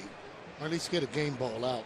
Right. So, say, this is my first hit, but this is my real good first hit. Oh, boy, he smoked that ball. Ashley takes outside. Here we go. Yeah, he's starting to feel a lot better, too, here in the major leagues as he just smokes that ball that's down. Looks like he's going to be able to handle the ball that's down a little bit better. Said he feels good just knowing that he's in the lineup.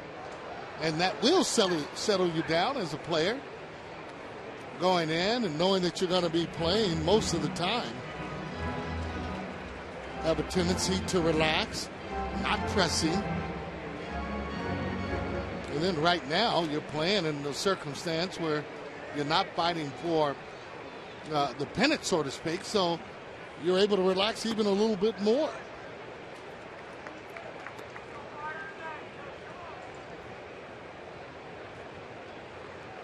So when that division is closer, you automatically have that adrenaline flowing, and that's when it's really fun time because everything is magnified.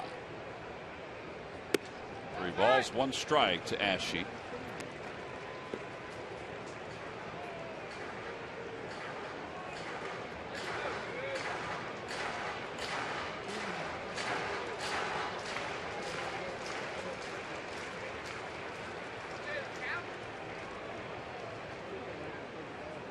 And ball 4. So the leadoff batter's aboard. The Phillies certainly have not wanted for base runners tonight. Ruiz is up. For years, StubHub has been the place to find great Phillies tickets. And this season, you can get more with your tickets thanks to StubHub Fan Rewards. So get to StubHub and grab your seats today.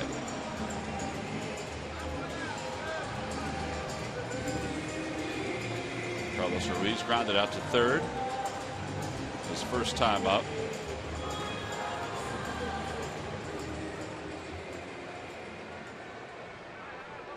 Ashley's at first.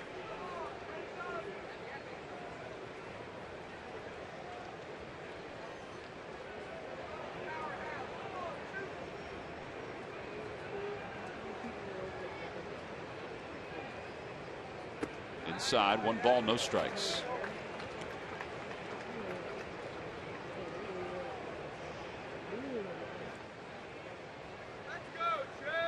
Jackson's starting to get kind of predictable with his pitches. Been bouncing that a slider, therefore you can sit on that fastball, make him throw that breaking ball over. That's going to be 2. He hit it hard, but as long as it's clean on the exchange, and it was, it's a 5-4-3 double play. So that's 2 that Ruiz has hit hard over to third base. That'll bring Kendrick to the plate.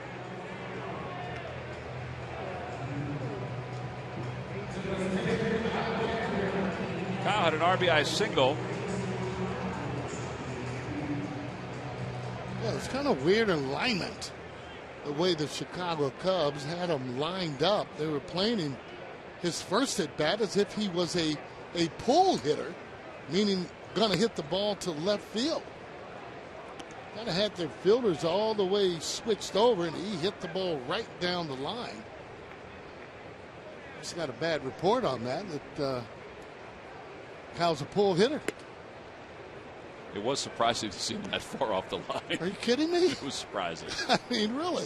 sometimes you look at that and listen, the scouts are very good at their jobs, but sometimes you think they're out thinking themselves a little bit. Well, maybe must have gone to the washroom or to get a beverage or something. Just put down pull hitter. Holy cow, I couldn't believe it.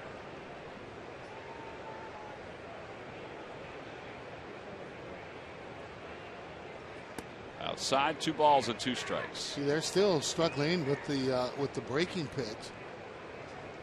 You know, that might be one of the reasons why he hasn't really been consistent the way he should over the years. Swing and a miss. Good pitch. And Kendrick is struck out. Phillies go down quietly in their half of the 4th. No runs, no hits, and nobody left. Through 4, it's just a 1-run game as Kendrick will go back to work when we return.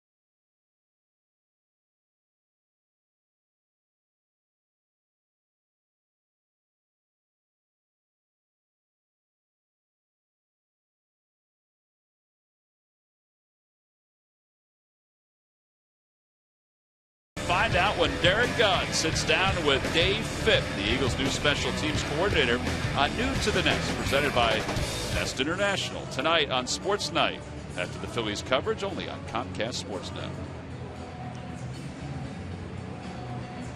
Eagles have been playing, have been going through training camp, and they've had scrimmages over at the NovaCare against the Patriots. So Tom Brady, Bill Belichick, the rest of the Patriots have been in town, and they'll be in town again tomorrow. I think that's always good when you're able to play against another team. It kind of breaks up the monotony a little bit, facing your same team every single day. Controlled scrimmages, I think that's what they call them. Junior Lake bunts at it and misses 0-1. Kendrick had a 1-2-3 fourth, and he's going to need to do the same here because, the Cubs fans probably would think the same thing about Kendrick that we think about Edwin Jackson right now, is that he's ripe for the taking. They've had base runners against him tonight. Yeah. Huh?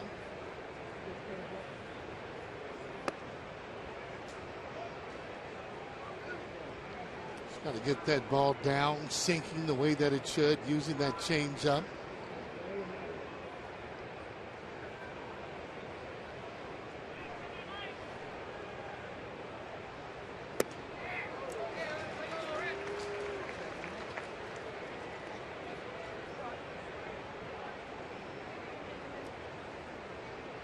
Over the years, we go to certain cities, and they always say, well, who travels the best? And they say, well, Phillies travel really well fan-wise, but the Cubs fans travel well.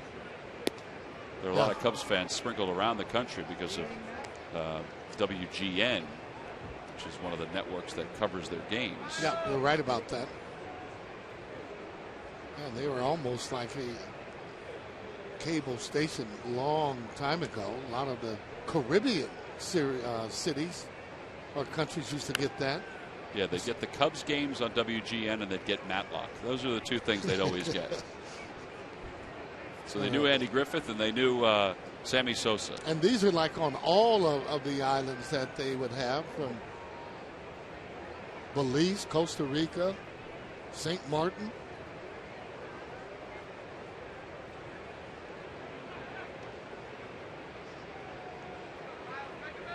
Two balls and 2 strikes to Junior Lake. Just missed outside, 3-2. Well, we always talk about different batting styles. Doesn't matter where you start or exactly what kind of movement you're having. When you get ready to make contact, everybody has to be in a certain area, and that is out over the plate. When you're swinging that bat, it's got to be more in a kind of a V situation there. The change. Oh, that's a sinker. I thought that was a changeup. The way the actions were, that's a good change. That's a good fastball from Kyle Kendrick.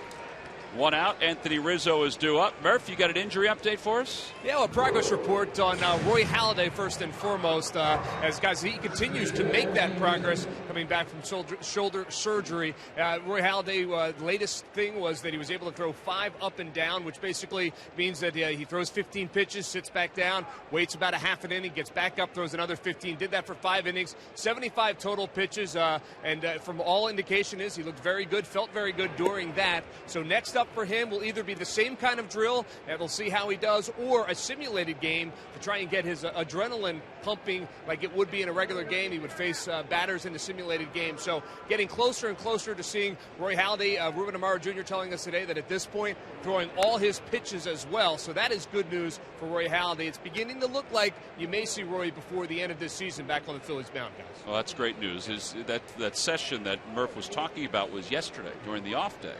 Rich Doobie was here with Doc, and you know, Rich Doobie's been very conservative with what he has said because he doesn't want to build expectations too far up. But he said he looked good. He said, you know, he's probably getting closer to maybe getting something a little bit more like Murph was just talking about, which would be good news. How about Ryan Howard? Murph, what do you have on Ryan Howard? Ryan Howard also continuing to work back from that knee injury. He's down in Florida right now, has not yet been cleared to hit, but he is doing some other physical stuff right now as he battles his way back. But Ruben Amaro Jr. said today that you're not going to see Ryan Howard in Philadelphia unless they are fairly certain he is at or very, very close to 100%. That's where they want to get Ryan Howard to before he comes back to Philadelphia. Not there yet, obviously working down in Florida. So it'll be a couple more weeks before we know anything more on Ryan Howard. The next step for him is to get in the batter's box and hit off some live pitching. Yeah, that's actually really good, and that's what Ryan Howard will have to do. When you talk about Halladay and the simulation, well, that's just like a game, because what will happen, you'll have ball 1, ball 2, they'll be calling strikes, and then you'll have usually the guys that aren't playing every day. It will be game situation. Base hit up the middle, whether or not it's a double, and that's exactly the way Rich Doobie, the pitching coach, will actually chart that. And that is the simulation that Murph is actually talking about, simulation of a game there. And once he gets to that part, he's really knocking right there on the door. Well, good news for the Phillies. There hasn't been a whole lot of good news over the last few weeks. Here's the 2-2 pitch to Rizzo. Inside, 3-2. So back-to-back full counts for Kendrick. Junior Lake went down on strikes, and now he's got Rizzo, who homered his last time up, and Sherholtz on deck. He's got to be careful with this guy. I mean, he has power to burn. He looks for those pitches again, down and in. Down and away is where you want to go. Ground ball. Here you go, Sarge. Good call on that one. Yeah, there are 2 outs. 6 in a row retired by Kyle, and now you've got Sherholtz coming up.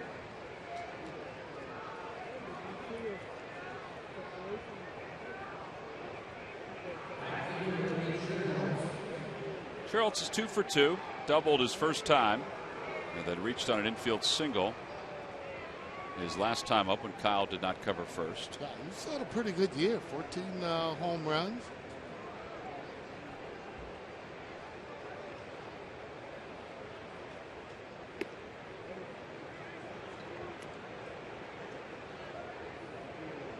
Edwin Jackson getting himself prepared to go back out to the mound. Phillies hope it's in just a moment or two.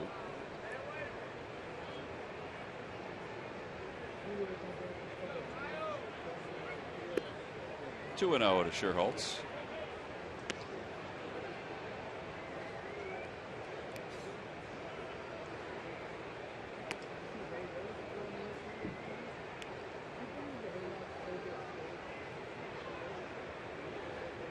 Nate getting a chance to play now, and these are players that think that they could play in the major leagues. You get to a team where you don't have a lot of players, you're able to kind of show your talents.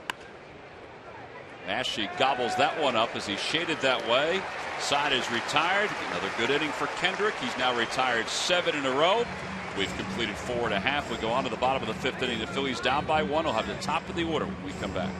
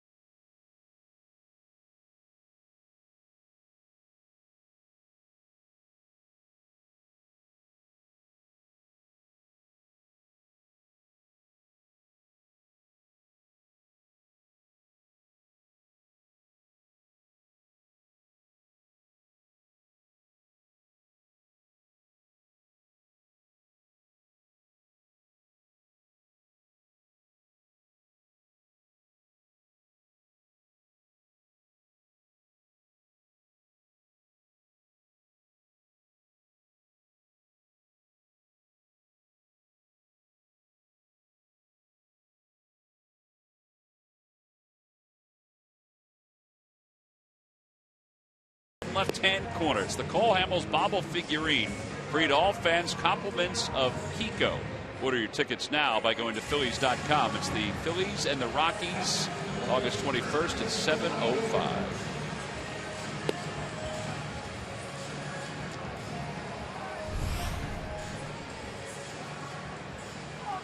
Sarge, we played Cole's comments about Antonio Bastardo being suspended before the ball game. I thought what he said was outstanding. The words he used and the way he described the clubhouse and the way the players feel. He was, right on it. Obviously, just for the integrity of the game that they wanted cleaned up. And I think they almost feel the same way, a little bit embarrassed when it happens and it's one of your teammates. I was thoroughly surprised, to be quite honest. I think everybody was. You know, when the list, there was a report that came out that said the list was not 9, which is what we had been told, including Alex Rodriguez. That the list had expanded to 12. I think a lot of folks around the league went, oh no. You know, who were the extra 3? Because the other names had basically been out. Then they thought, all right, maybe Gio Gonzalez, who was exonerated, maybe he was going to be suspended for the rest of the year. Danny Valencia too. Maybe he was going to be suspended for the rest of the year, but he was exonerated too. But when Antonio's name had popped on that list, it was kind of, I can't speak for everybody, but it was very surprising. Yeah, well, I said the same thing. Yeah, and what that will do too, I don't know if it's going to leave any kind of doubt in Bastardo's mind and whether or not he can get back to where he was throwing, because he was starting to throw that ball pretty good.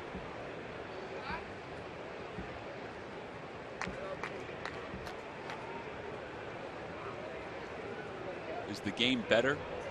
Do you think what baseball has done over these last few years has made the game, is it cleaner? Is it better? Are we moving in the right direction? Absolutely. It is definitely cleaner. And that's why even when they first started long ago, I was very, very adamant about guys going into the Hall of Fame and knowing that, those type of things had been done. And I think over the last couple of years, 3 years for sure, that less and less players have been doing it. So that right there would give you the proof that it isn't as many guys that are doing it. And maybe some of the guys feel that they need a crutch. But like when Cole is saying, checking and didn't go, you know, they want it cleaned up because it's unfair. They're working hard one way. Other guys are working hard selfishly for themselves, and it becomes not a really team effort. He was right there on it. And, you know, again, not trying to beat a dead horse there. There's just no room in Major League Baseball for those type of drugs that are in it. There's ball 4. Michael Young's aboard. A leadoff walk. Second straight inning. The Phillies have gotten the leadoff batter aboard with a walk. Just an unfair advantage, basically. That'll bring Chase Utley to the plate. Well, I think the next several weeks are going to be very interesting because of the Alex Rodriguez sort of circus that's become, and the way that may unfold in the court of public opinion, because it's already unfolding. But what that will mean for baseball and what that will mean even for the Yankees organization. It's going to get the same treatment that Barry Bonds was getting booed before you even get the pine tar on your bat. At least 2 for 2 tonight.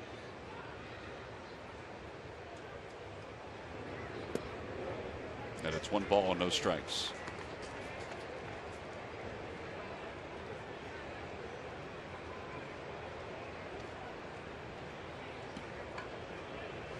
Some folks feel that, you know, the whole Alex Rodriguez situation is probably going to be good for baseball because it's going to show a little due process, if there is due process in this whole thing. But it's also going to there'll be a lot of laundry being thrown out there too. Oh boy, I would think so. Don't know the whole story on Alex or exactly what's going on there with them, and I think over time you'll find out the total story. Because obviously he's going to have to do a lot more talking, and along there with Major League Baseball. Chris Bosio is going to head out to the mound.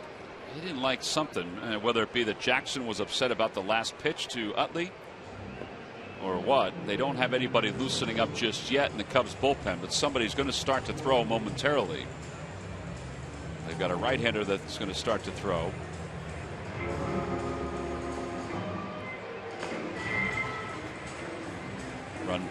Hector Rondon, the right-hander, starts to throw out in the pen. Paulie Bell is going to strut out to the mound to break up this conversation. Just a little stall tactic.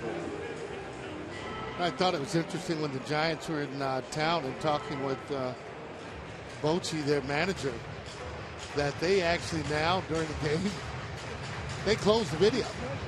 Don't let the players look at it. Really? That's right. They close it. They want them on the bench, picking up or doing whatever they can to look at the pitcher as opposed to running in and then not even knowing or feeling the flow of the game. For me, I think that's really a great idea. You do your homework before, and if you're going in and looking, you're looking at negative stuff most of the time. Kind of an interesting tack to take because this game has changed so much and there's video everywhere. Well, I mean, in order for him to actually do that, he's got to be strong manager to say, hey, we're not looking at any video during the course of the game. Don't know if that would actually fly here. Guys look at video quite a bit, but what Bochy wanted the team to do is to focus on what was going on the field and be able to know and have a feel for the flow of the game. That ball's hit well to center field. De Jesus on the run out to the track. He reaches up. He can't get it. Watch that ball roll. Young's around third, heading for home. Utley's going to third. He'll be held there. It'll be RBI triple for Chase Utley, and we're tied at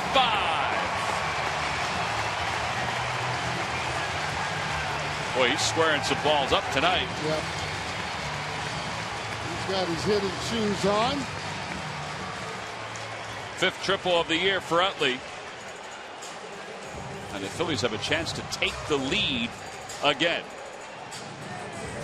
Yeah, I don't know who's teaching outfield in the Cubs organization, but take a look at this. This is just a no-no. Take a look at the play. That's earlier there in center field. I thought he misjudged that one as well as misjudging Utley's ball going off the wall. They had plenty of room, as you can see, to get back. He alluded to going up and jump, just to no avail.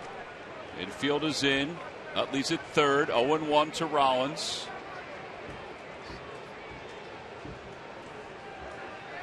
I don't get that when balls are hit that high. The guys are going back and trying to catch a ball. First of all, he got a terrible jump. And then he goes and he can't locate the wall, which is soft and padded. And he jumps like he's in Wrigley Field. Wow. Chopper back toward the middle. Barney scoops it up, stumbles a little bit, and there's one out. And Utley has to stay at third. And they'll still probably play the infield in. Yeah, J-Ro needs to get a better pitch. Pressure on the pitcher. I think he was looking at that or for that pitch. You want something there up in the zone when you have the infield that are playing in.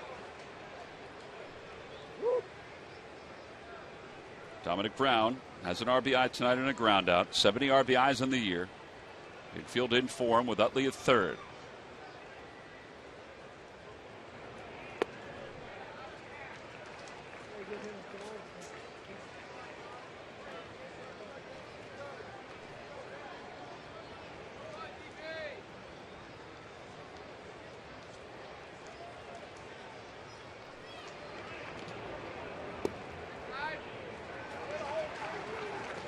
He's always had a pretty good eye, even early on when he was struggling, and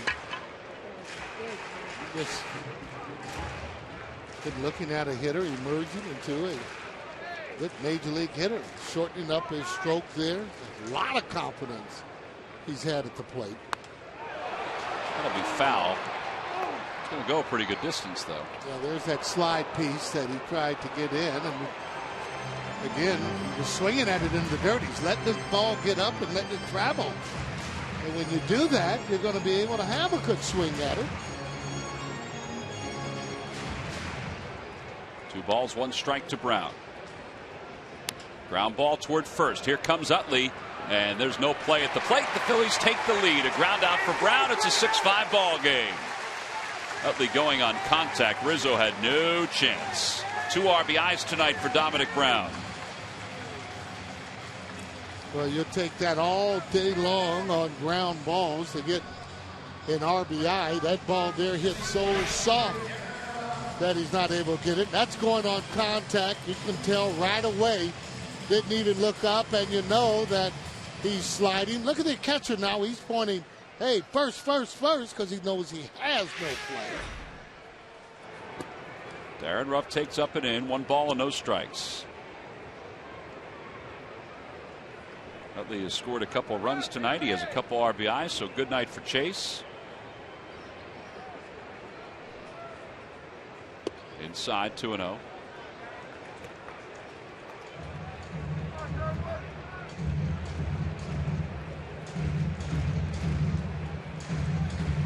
Philly's got to feel good being able to come back for a change after they were down.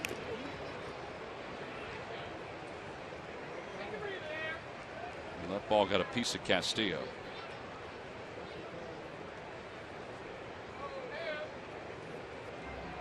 Lester Strode, bullpen coach, longtime instructor with the Chicago Cubs.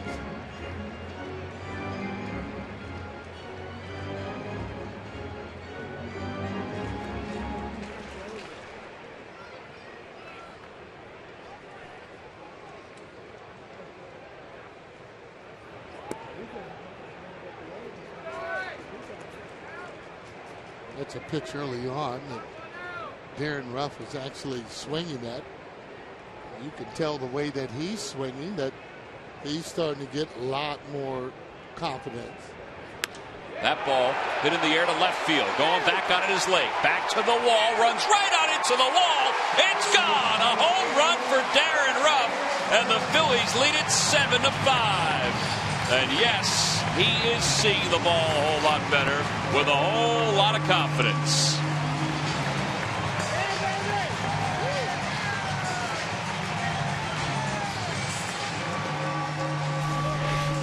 Up 3-1. This is what you call a cripple pitch. Looked like to be a slider. Didn't really slide, and he catches it all the way.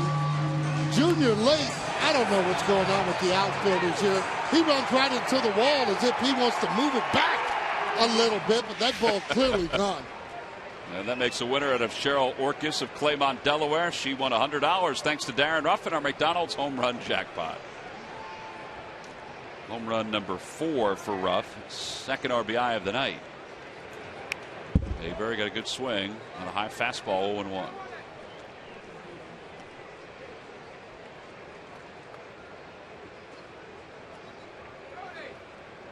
Boy.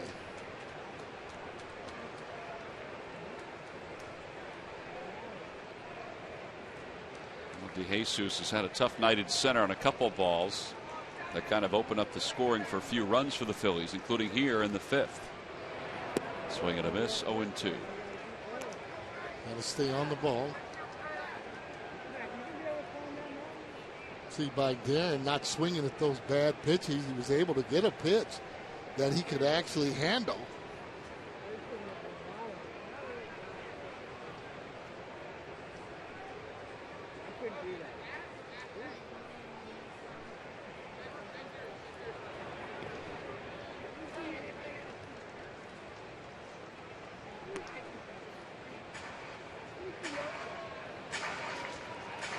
Pitches this inning.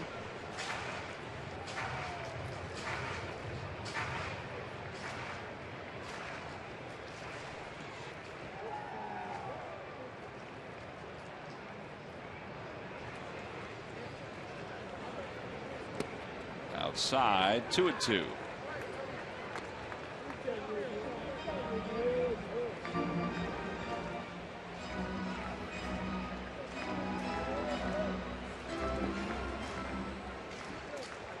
Yeah, everybody's trying to pitch Mayberry. Sliders away, then they'll come in late.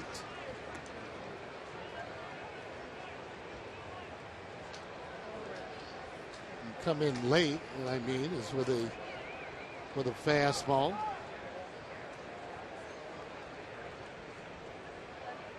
See how proud he is of it.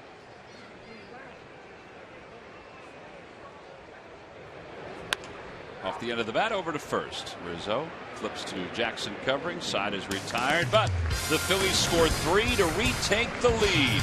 Offense has come to life, including the offense of Darren Ruff, a solo home run. That's added to the scoring of the sitting for the Phillies. They're up 7-5.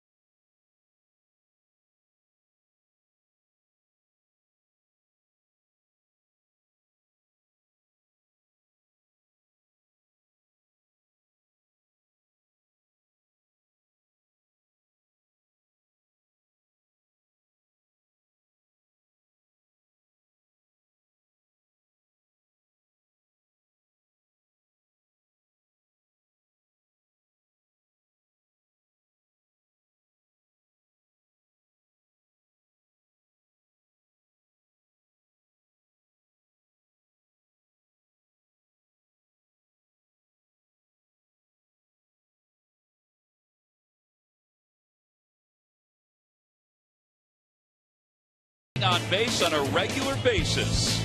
The Phillies have been in need of a right-handed presence in their lineup, and Darren has provided the punch they were looking for. Consistency will be the key for the 27-year-old trying to prove he belongs at the major league level. His performance at the plate hasn't been rough at all. And it's brought to you by Independence Blue Cross. Live fearless. A little foreshadowing for tonight that Darren Ruff has been named the Independence Blue Cross Philly of the Week, making the shift to right field. He's had a couple RBIs tonight, a couple of good swings. His first swing was a bullet to the shortstop, Starlin Castro, for a double play. Yeah, he's starting to really get it with his strike zone, balls that he can swing at that's inside or even outside. I thought maybe he should be getting a little bit closer to the plate because he couldn't reach the outside part of the plate. Starlin Castro starts the sixth as Kendrick is working with a lead for the second time tonight.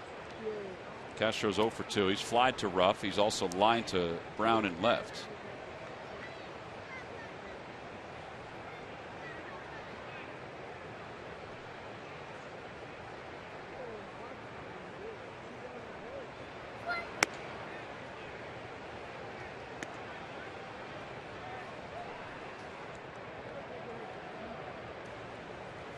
Dominic back in the lineup with a couple RBIs tonight. Chase Utley's had a great night offensively.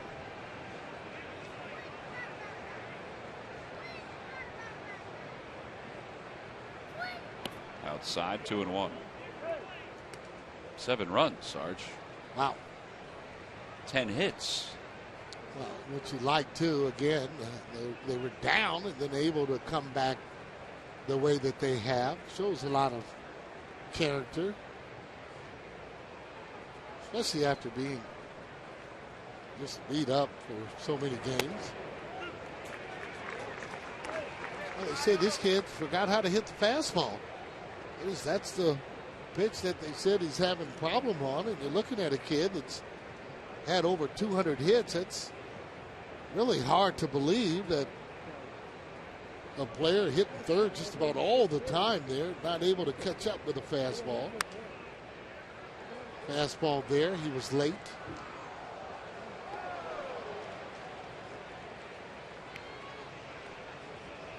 Don't know what the reason would be. Usually if you're a fastball hitter, you're always a fastball hitter.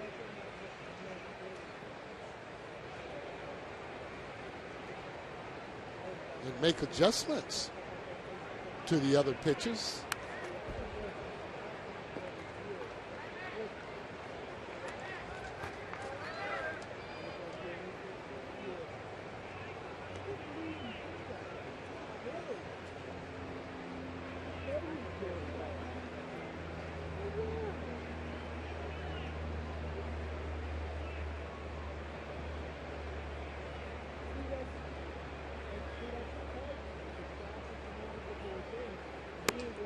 Upstairs, 3-2.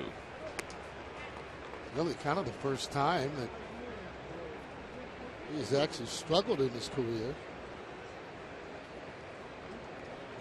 Castro came in the league hitting for young players. Only about 23 years old. Sometimes it's a little difficult for them.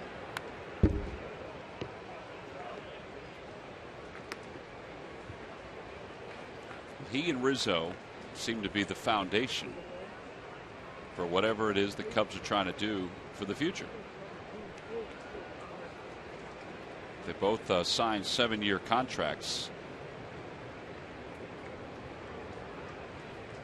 3-2 pitch. Off the hands, foul territory. Michael Young gets there.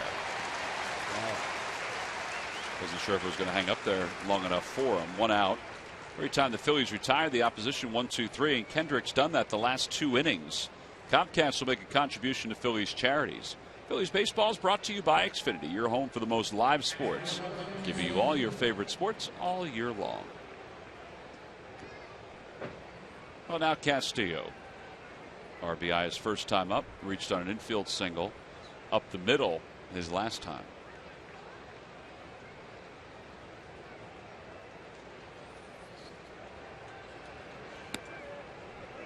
That was a cutter, and it's over at the outside corner, 0-1.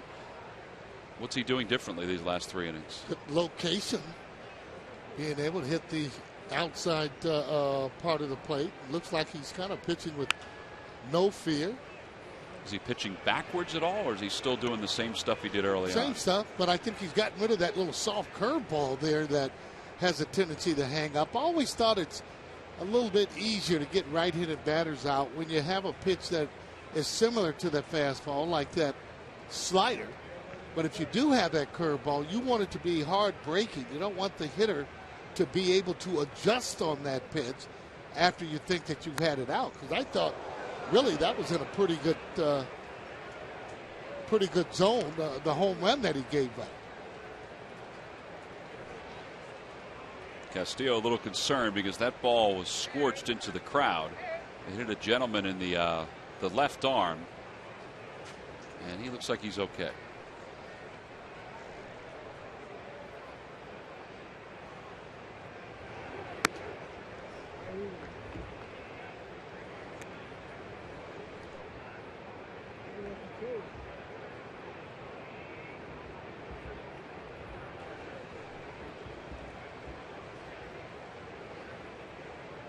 Pitch number 100 for Kendrick.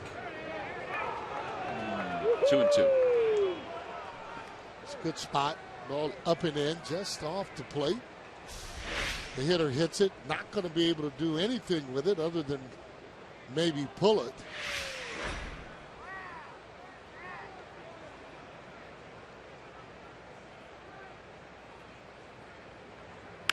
A liner to left field. Dominic Brown got spun around a little bit. He's going to play it off the wall, which is the right play, and Castillo will hold up at first.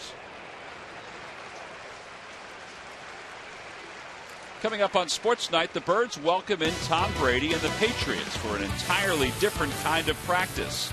Plus, the Sixers' schedule is out. We'll have all the highlights. Get all the news Phillies fans need to know on Chevy Malibu Sports Night tonight after our Phillies coverage, only on Comcast Sportsnet. Dominic Brown playing that ball cleanly off the wall. Yeah, another lot of confidence he's playing with out there. In the very beginning, that ball hit, he used to go all the way back to the wall. He knew he wasn't going to be able to catch the line drive, but what he did was just kept him to a single. He's got a right fielder's arm. Eventually, I think, for me, he'll be out in right field. Next Longer year. throw, maybe, next year. And he's just really a good athlete. And I think overall, just because of the year he's having in left field, they decided to leave him right there. Yeah, Juan Samuel was saying today that that he thinks the same thing you said. Yeah. Is that maybe in the offseason they'll transition and have Brown go to right and Ruff go to left. Yeah, a lot easier to play right field, without a doubt. All it is, though, is just a longer throw. If you had good, adequate speed, be able to get to some of the gaps or even down the line, you'll be fine. Darwin Barney takes strike one. It's 0-1.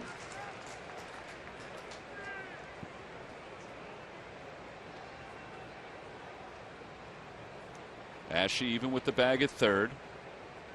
Rollins and Utley in a few steps.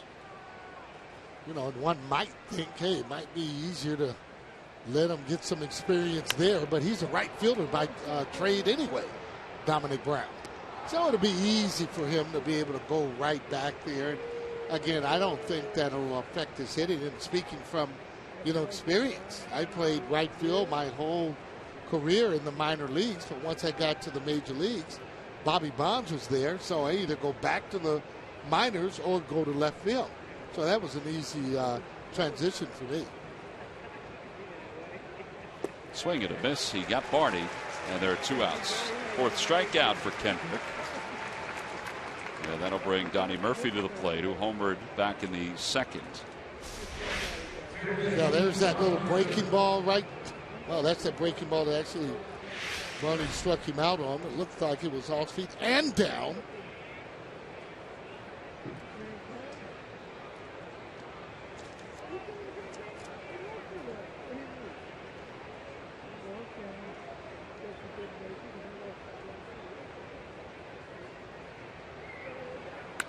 Out toward right center field. John Mayberry glides under it and makes the catch. Nice job by Kyle Kennedy. He did not have his best stuff, obviously, the first 3 innings. His night might be done. He's due up third. He's thrown 3 scoreless innings, and the Phillies have the lead.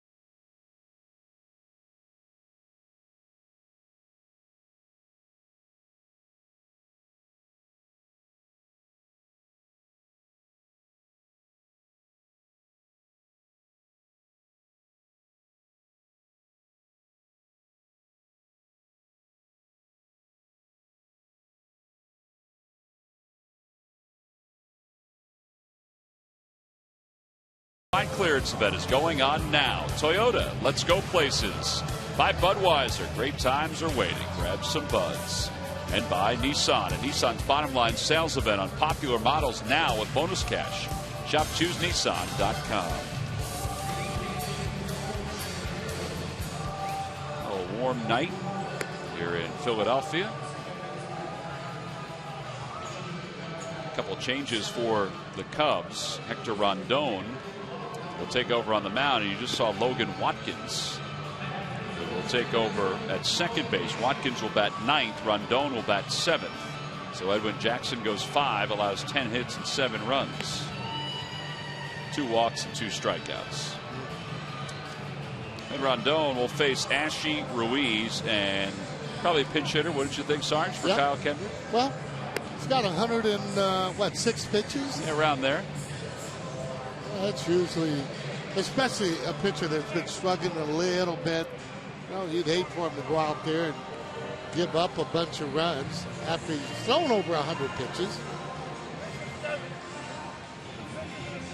And this is a ball game, too. Let's just face it. Mike Field really need this one.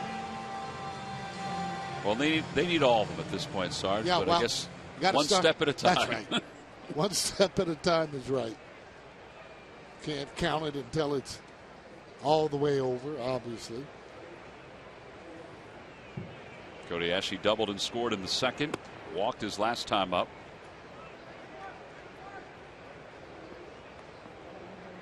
So Rondon's numbers.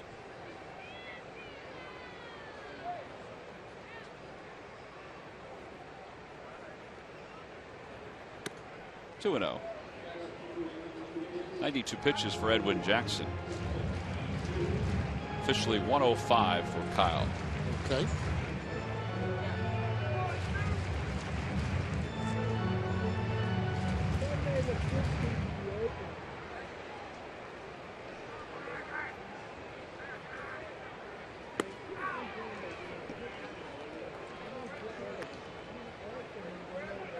A little bit high. Pretty good swing, however.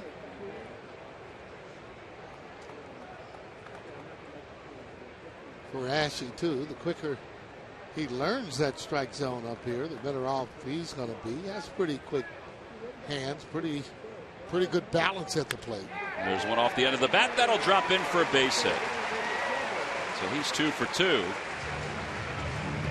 And now has 3 hits.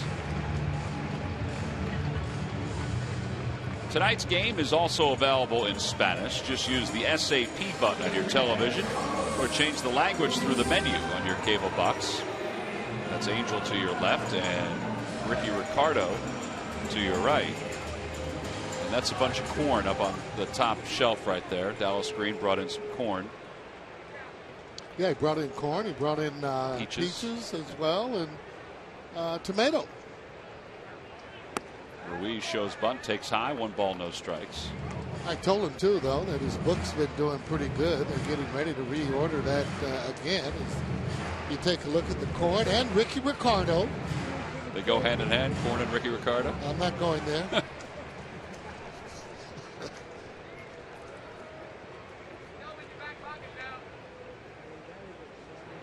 Ruiz bunts toward first, and that'll get Ashley over to second. And Delman Young will come up as a pinch hitter for the Phillies. So the sacrifice is successful.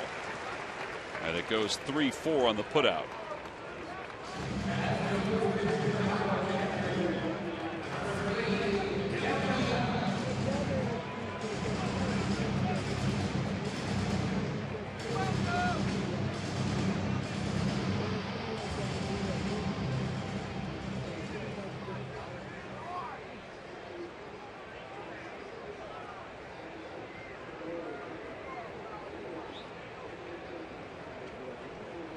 Delman overall hitting .263 with 8 home runs, 31 runs batted in.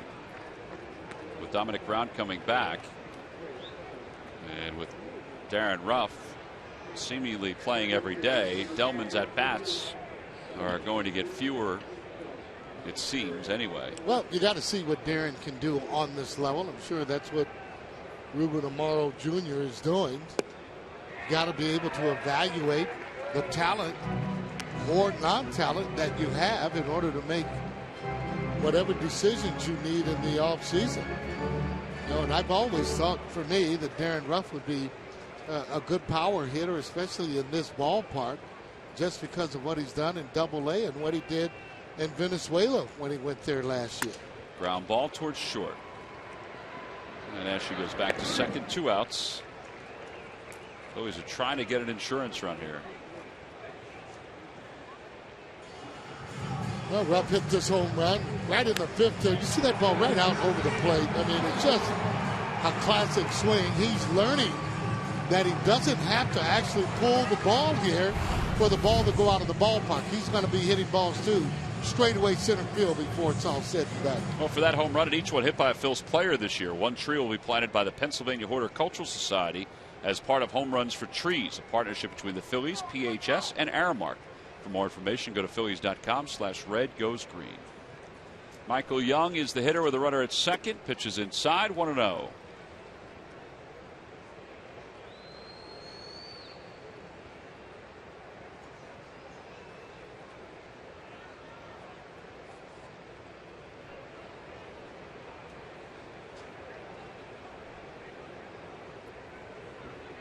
It's be a nice run to pick up. Want to keep tacking on.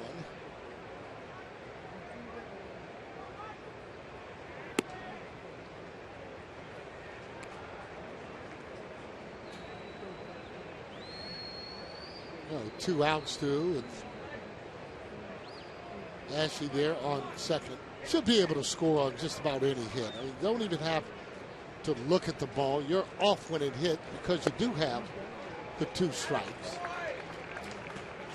Not holding him on, so there's no excuse not to be able to get a big lead and even a larger secondary lead. You just about take as much as that second baseman.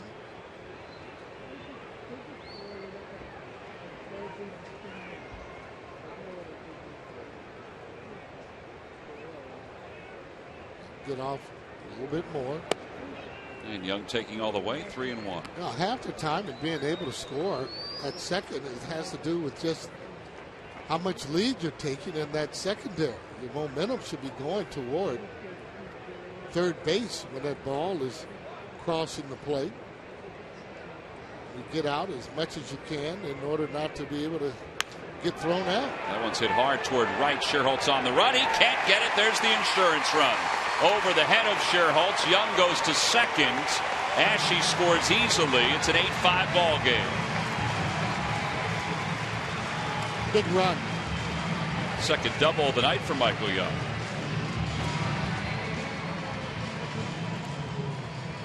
and he now has 20 doubles in a season again. Yeah, just an excellent fastball hitter. That ball coming right back into his swing. He's always had that swing, even as a younger player there with the Toronto Blue Jays. Almost an inside-out swing. Likes to hit the ball to right field.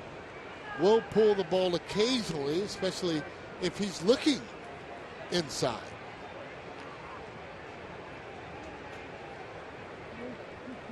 This is 12 straight years that Michael Young has had 20 doubles or more in a season. 12 straight years. Well, he's a solid player. He's been that way since coming into the league. Now, here's a player that knows his ability, not a guy that, is trying to hit a lot of home runs. He's more of an average hitter, doubles, and will drive in runs. 1 ball and 1 strike to Utley.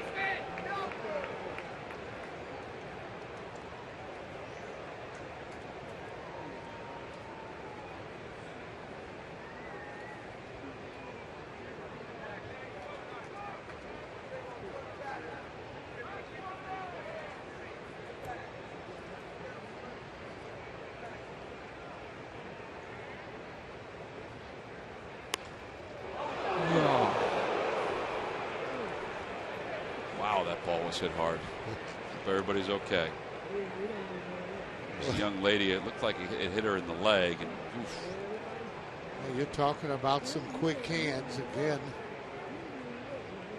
Throwing that ball inside there to Utley. He just turns on the ball.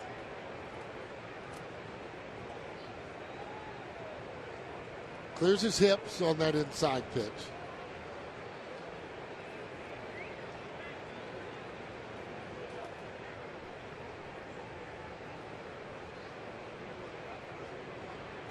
Swing and a miss, and the side is retired. Phillies do get an extra run on the RBI double by Michael Young. We've played 6. We go to the 7th. Phillies lead the Cubs 8-5.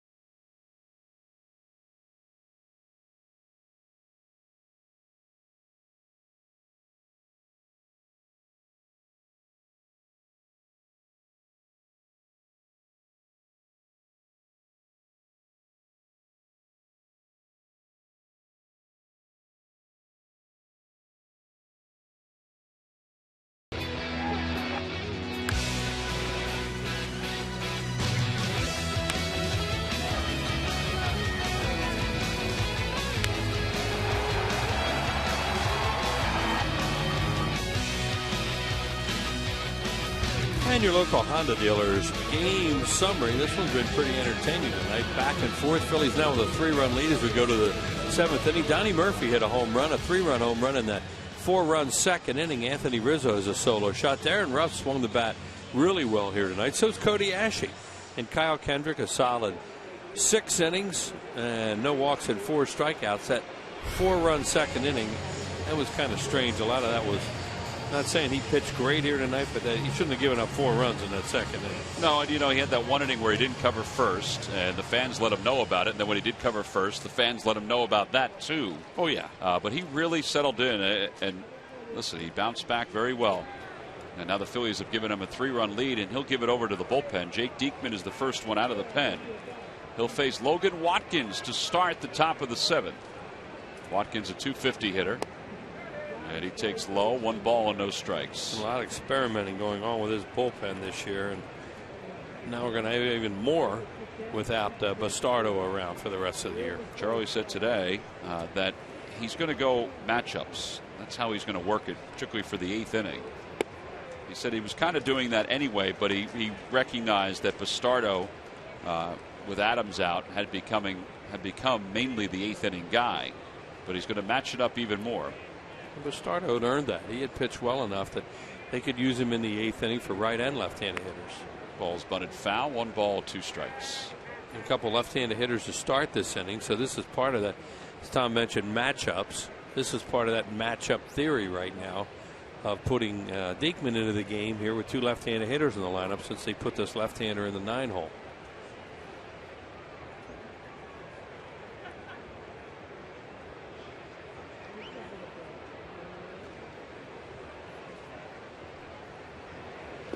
Check swing. Did he go? No, says Tim McClellan.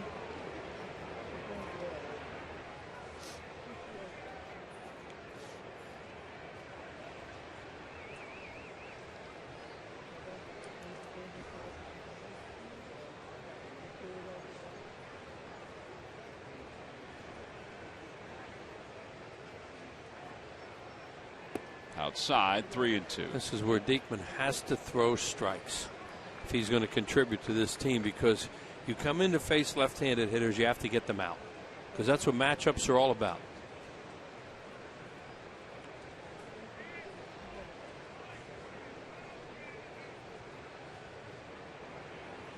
Swing and a miss. He got him 96 on that fastball. 1 gone. 5 strikeouts for Phillies pitching tonight. These lucky fans are tonight's Citizens 7. They will receive a prize pack courtesy of Citizens Bank. Citizens Bank with the most 7-day branches in the Philadelphia area. To find a branch near you, visit citizensbank.com.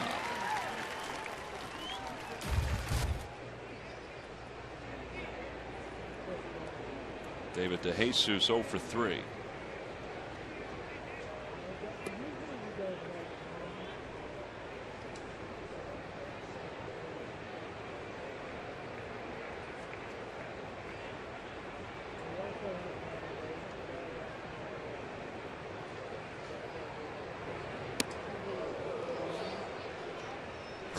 Talking about dancing out of the way. He's taking a look at Wally Bell's. Are you sure that didn't hit me? Because I don't know how it missed me.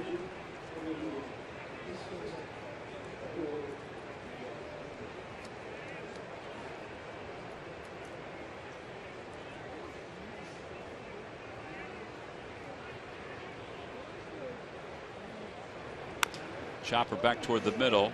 DeJesus runs well. 2 outs. Should say he used to run well. Thursday, when the Phillies wrap up the series against the Chicago Cubs, fans coming to the ball game will receive a Citizens Bank Pride of the Phillies print. It's a Chase Utley print. And again, it's free to all fans. Then after the game, thanks to the folks at Modell's, kids like that youngster right there who are 14 and under will be able to run the bases. Pretty good opportunity to get on the turf here at Citizens Bank Park. You can get tickets by going to Phillies.com.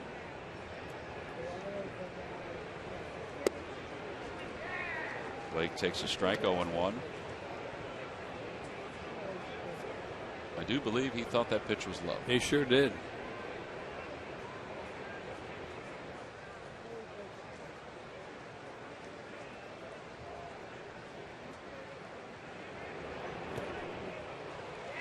There's a lot of hits, and he's got some efforts working too. And as we talked about him the first time up, he has a lot of movement.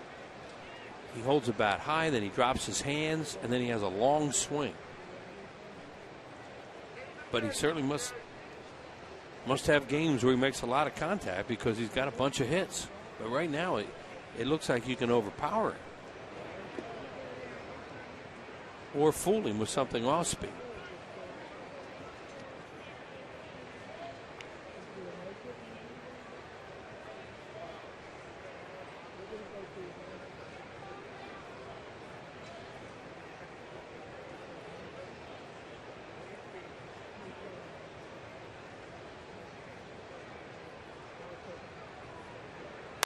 over toward the right side. That'll sneak in for a base hit.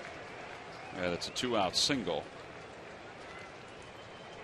And that'll bring Anthony Rizzo to the plate. He just dropped the bat head on a 98 fastball away and found a hole on that one.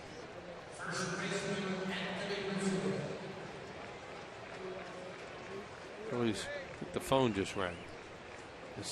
They're getting some movement out there. Well, they've got Rizzo and then they've got Schierholtz, but they have DeFreitas up just in case it gets a little deeper. For Castro, who's in the 5-hole. Phillies have Cesar Jimenez, who is up from AAA, who's another lefty they could use. He takes the spot vacated by Bastardo's suspension. And now Ruiz going out to talk to Diekman with 2 outs. There's DeFreitas.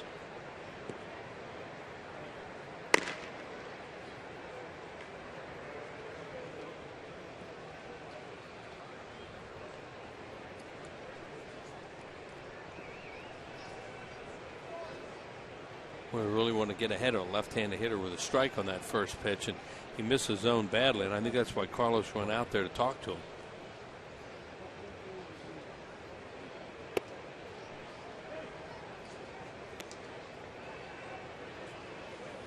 So I got a Major League scoreboard. The Braves looking for their 12th consecutive win. Got a little feisty down there tonight, Wheels. Did you see that? I saw that Tehran hit Harper after he hit a home run, huh? I guess he was strutting or preening a little bit. I didn't see that. Harper didn't seem to be too pleased, as you would imagine. Well, the Braves can basically control situations right now. They don't like the way he acted. Go ahead and hit him. Jason Hayward did leave that ball game reportedly with a muscle strain in his neck. 2-1 pitch to Rizzo. Hit sharply to second, but right at Chase Utley. And Diekman allows the 2-out single, but then gets Rizzo to ground out. Time to stretch here in Philadelphia. The Phillies looking for a win. They lead it by 3.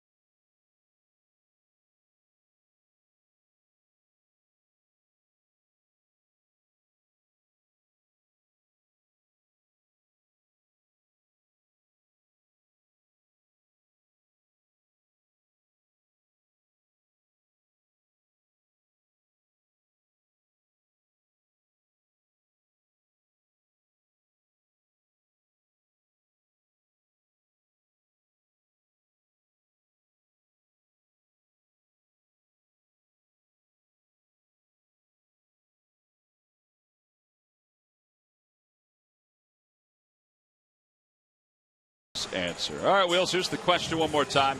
On December 23rd, 1997, the Cubs traded Doug Glanville to the Phillies for what player? I think I know this, but I need a little confirmation from you. All right. Does it tie in with what just went on over the weekend? Well, yeah. Could the guy conceivably have been at the tournament yesterday, the golf tournament? He was at the tournament. I did see him at the tournament. Mickey Morandini. Mickey Morandini is correct.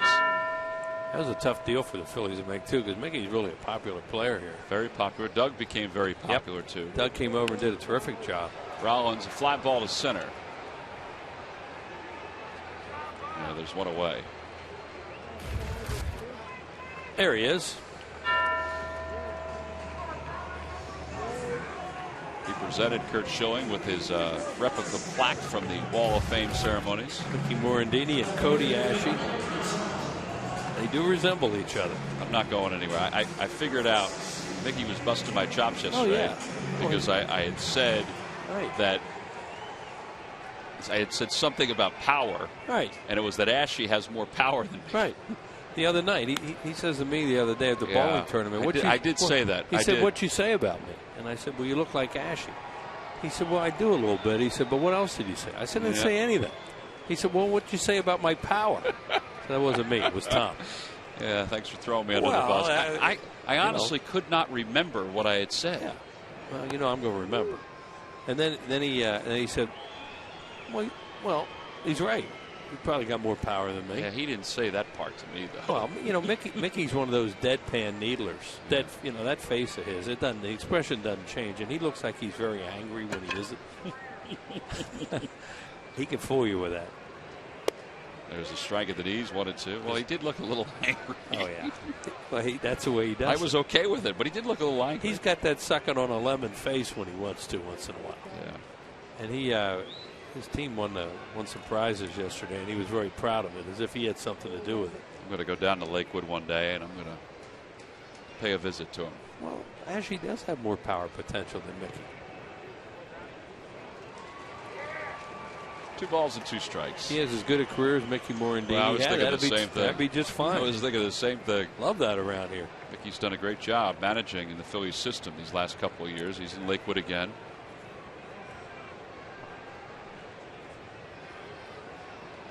Now the 2-2 pitch coming to Dominic Brown.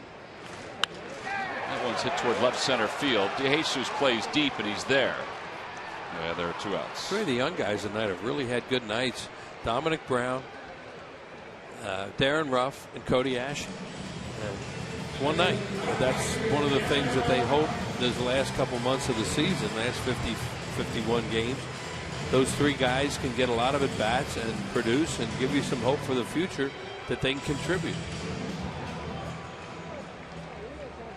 Well, here is Ruff. Ruff has 2 RBIs tonight. He's hit the ball hard all 3 times. Lined into a double play his first time up, and he hit it well. 0-1. Well, he pulls this one. Looked like a little bit of a hanging slider. Is that what it was? He was spinning and out over the plate, and he really pulled that and hit it a long way. The one before that I thought was even more impressive when he hit that fastball to right center. Pulls that one toward third. Backhanded deep by Murphy. And he slings it across the diamond. Phillies go down in order in their half of the 7th inning. So we've played 7 full here in South Philadelphia. We move to the 8th inning with the Phillies on top of the Cubs, 8-5.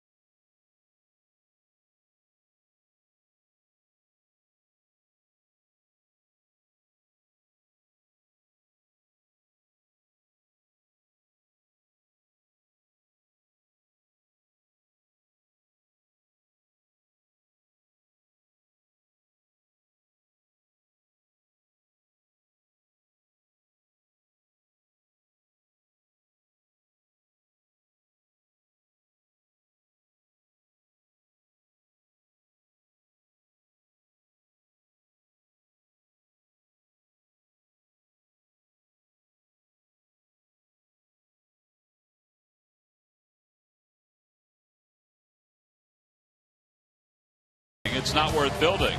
Buy Dodge. Visit Dodge.com or your local dealer today. And buy McDonald's. Loving it. Oh, Wheels, at some point you can go out to Tony Luke's and get yourself a cheesesteak. Boy, those look good. They do look good. Boy, look at those guys. They can really flip those babies, chop that steak up. Then you do the with or without, or whatever you want to do. That's a Philadelphia delicacy right there.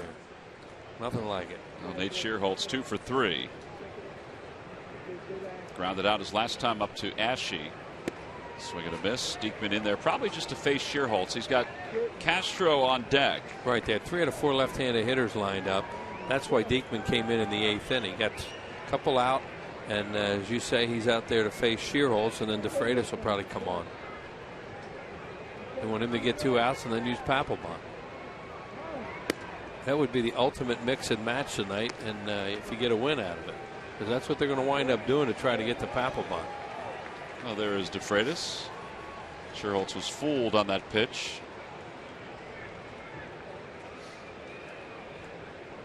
That was your Bowen well. Oh, yeah.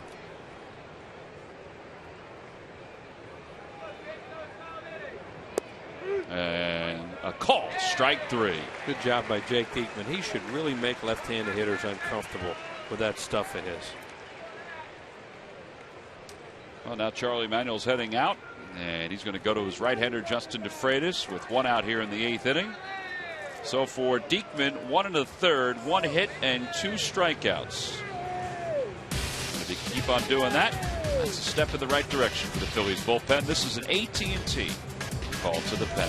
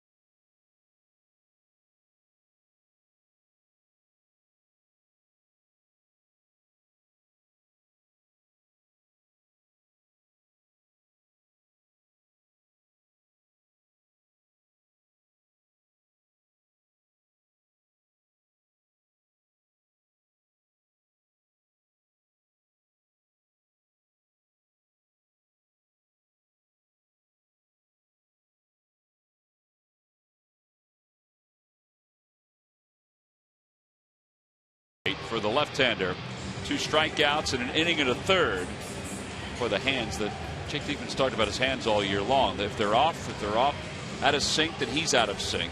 It's amazing that it's just one little thing that could bug a pitcher, but it's all part of their mechanics. So he'll give way to his buddy Justin DeFreitas. Yeah, that's a great time too for Rich Dewey to be able to talk to a guy after he's had a nice successful outing and then critique it a little bit, as opposed to when the guy's really blown up and struggle and then you start talking to them. 37 games now for DeFreitas, counting this one. And he'll face Starlin Castro and Wellington Castillo with 1 out.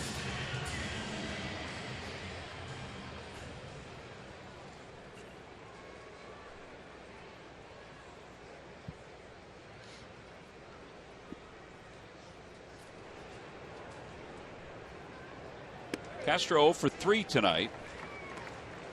Now all this is trying to get the Phils to the 9th inning for Papelbon. Get these young relief pitchers right now. A lot of the pressure's been taken off because of what's happened with the standings and all. And this really is a good time for them to make a mark and go out and get people out and believe in themselves and make the organization believe in them also. Obviously, you'd like them to be pitching in more pressure situations, but it's not the way it is.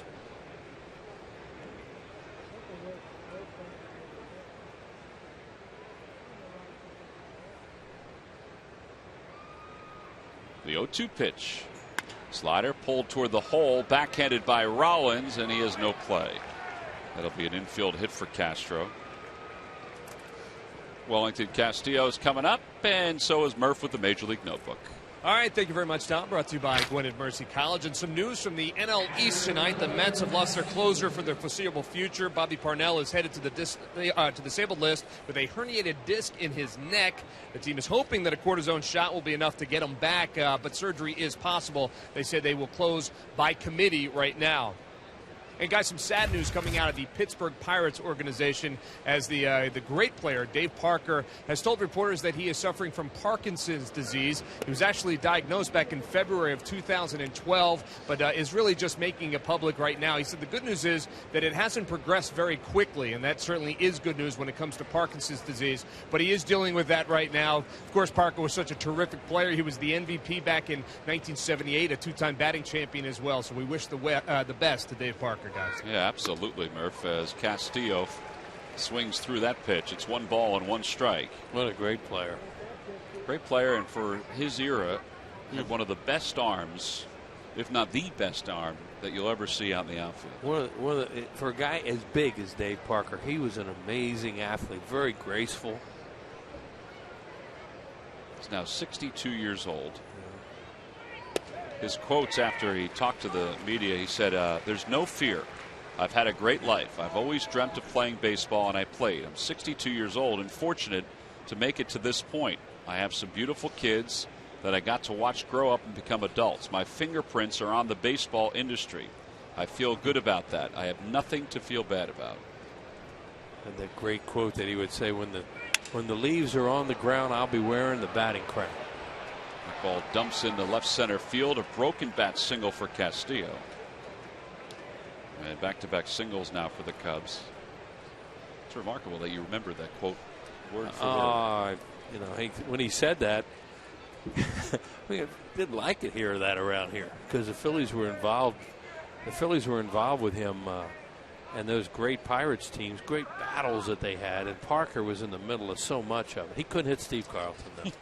He had the line about what it was trying to hit, drink coffee with a fork, trying to hit him. Carlton wore Dave Parker out. He could tell him that slider was coming. He couldn't hit it.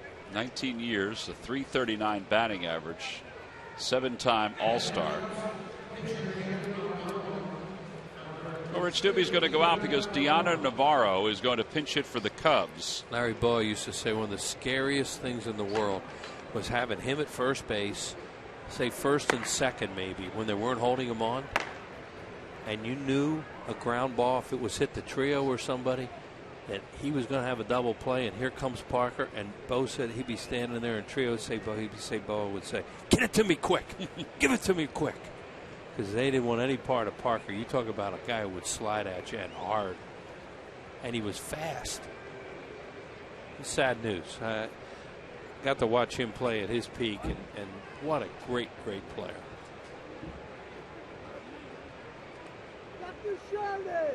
Well, now after the trip to the mound, Navarro, the backup catcher for the Cubs.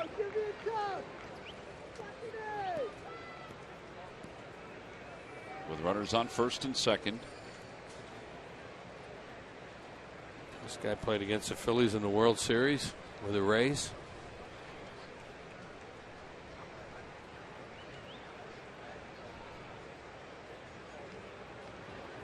Swing and a miss. He has 9 home runs this year. I think he's always been a little stronger left-handed.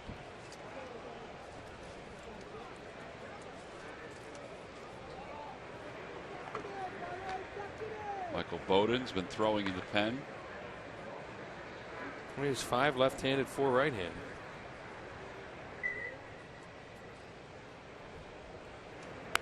Off the end of the bat. Now it's 0-2. That's where DeFreitas needs something. If he could get some kind of changeup or something that would sink to left-handed hitters, help him with ground balls. He's not really a ground ball pitcher. He's a strikeout, contact, fly ball type guy. Fastball, slider.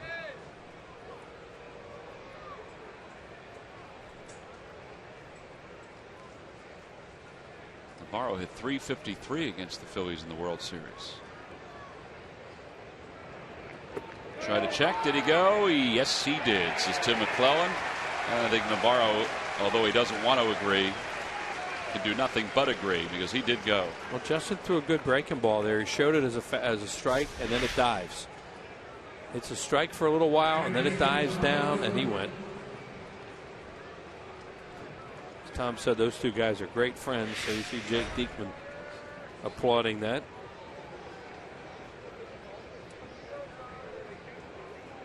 Donnie Murphy, he's 1 for 3. 3-run home run his first time up.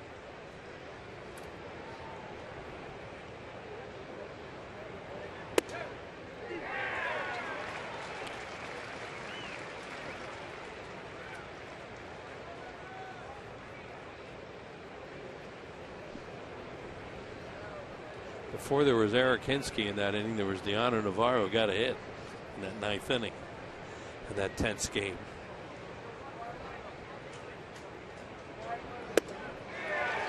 What was it, the next year or the year after when he was with the Dodgers, he basically stopped playing. Yeah. He was so upset about the way that they had handled him that he didn't see him in the postseason. He just went home. Maybe it was the next year with the Rays. It was something there where he wasn't available in the postseason. No balls and 2 strikes to Donnie Murphy. He's overpowered him with 2 fastballs. See if they want to go back with another one or try and throw a breaking ball to Chase. Runners lead off first and second. And they try to get him to chase a 96-mile-an-hour fastball, and back-to-back strikeouts for DeFreitas, and the side is retired. No runs, 2 hits, 2 men left. 7.5 in the books, and the bullpen tonight has done its job as we go to the bottom of the 8th inning with the Phils on top by 3.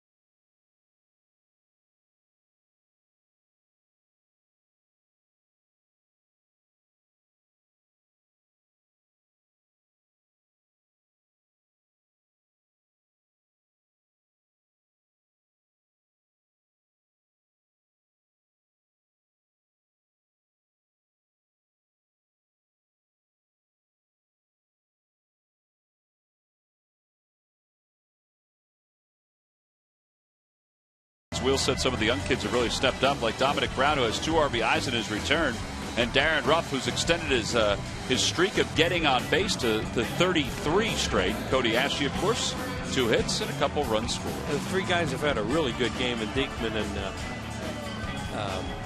DeFreitas have come in and done the job out of the bullpen tonight. So nice job so far by these younger guys, and now they're going to turn it over to the veteran in the 9th inning to try and get it done, or maybe they'll even get some more runs now, make it even easier.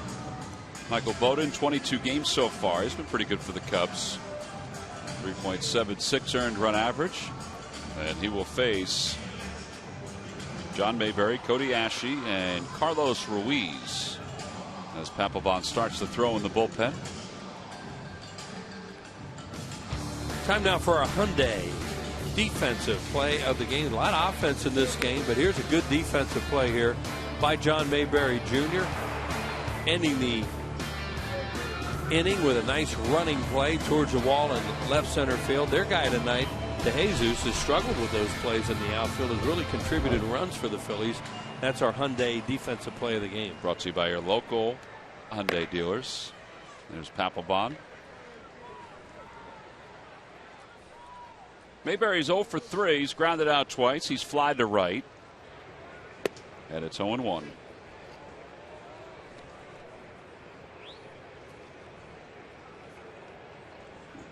Well, Rich Doobie's had a couple good conversations tonight. Well, he really overpowered Murphy. That's where I wondered if they would go another fastball, because he threw the first two right by him. And they decided, you know, they weren't even going to waste a breaking ball. Maybe speed is bad up if they got it in the zone. So they went right after him with another fastball, and he threw it right by him.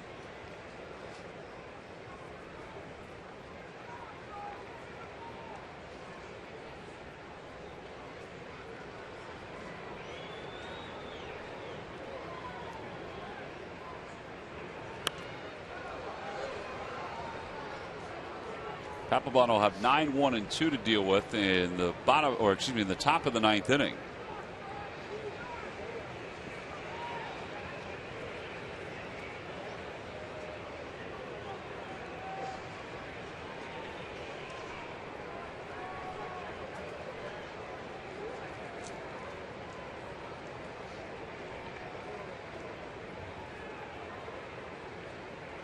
Swing and a miss. 1 out here in the 8th. So Mayberry's 0 for 4, and here comes Cody Ashe.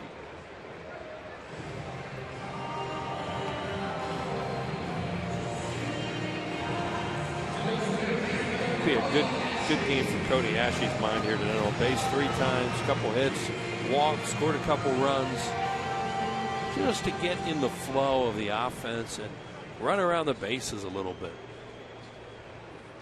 He scored his first 2 runs in the big leagues. It's that one foul. It's 0-1.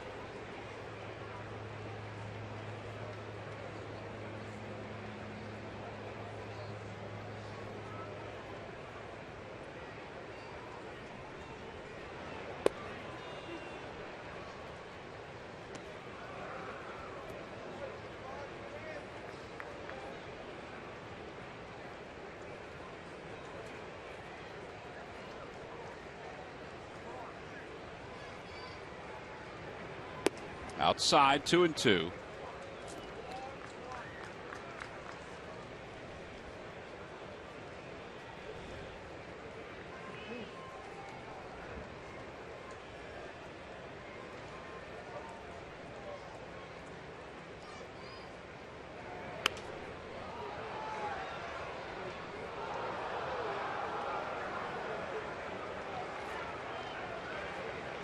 She really does have a simple swing when you watch him. Little toe tap, loads up and lets it go. Not a whole lot of movement. A little bit of an open stance.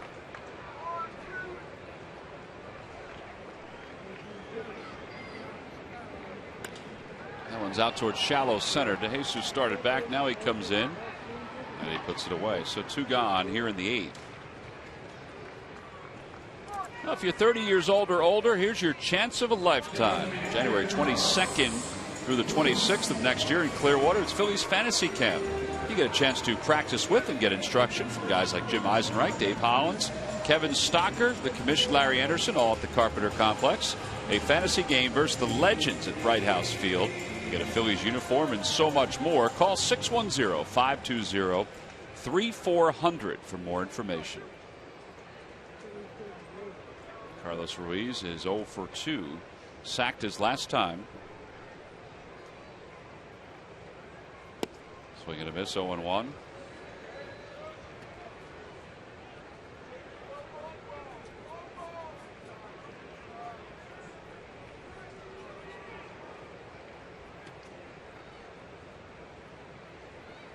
That one's hit well out toward left field. Lake going back to the wall. Gone! a home run for Carlos Ruiz. His second of the year, and the Phillies tack on one more. They lead at 9-5 here in the bottom of the 8th inning.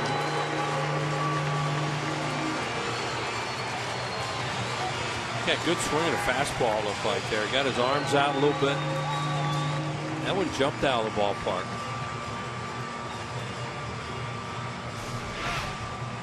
It's supposed to be a fastball. Oh, look how it ran right back into that happy zone for a right-handed hitter, and he was quick on it.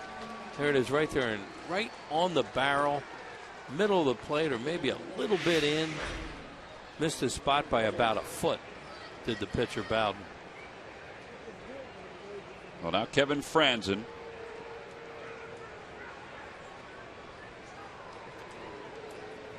Franzen overall hitting .254 with 3 home runs, 17 runs batted in. So the Phillies have gotten a home run from Carlos Ruiz tonight. They've gotten a home run from Darren Ruff. They certainly have gotten their share of extra base hits in the game. They threw up a 9 spot tonight. With 13 hits.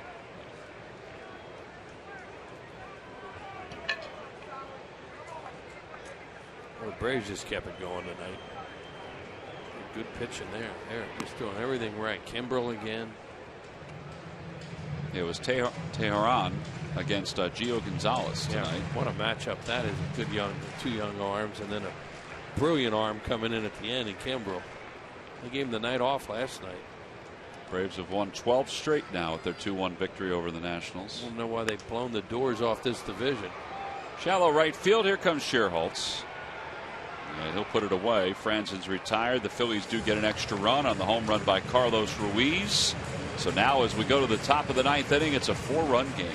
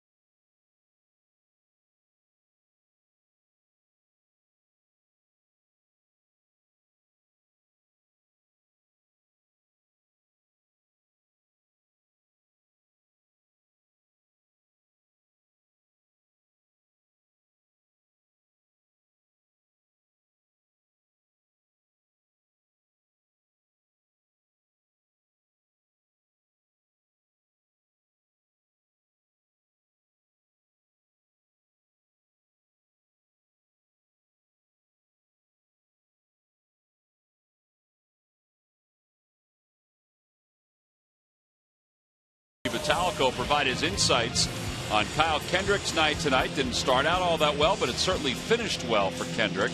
And the bullpen did a nice job too. Yeah, I think you made a great point, Tom, the way he settled down. Oh, because that second inning was a little disconcerting, some of the stuff that went on in that inning. And then he did a really good job of keeping everything under control emotionally and going out and getting outs and giving his team a chance to catch up. They did. Yeah, because you knew that obviously he was off. He was out of sync, not only with the balls that they were hitting, but also when he didn't cover first. It's not like him not to cover first on that ball on the right side. I think he'd agree with you 100%, and he'd probably tell you. I think I was watching the barrel going out there because that bat exploded, and he started to watch the barrel. Carlos Ruiz just made this a non-save situation for Jonathan Papelbon, but the Phillies in desperate need to get some wins strung together.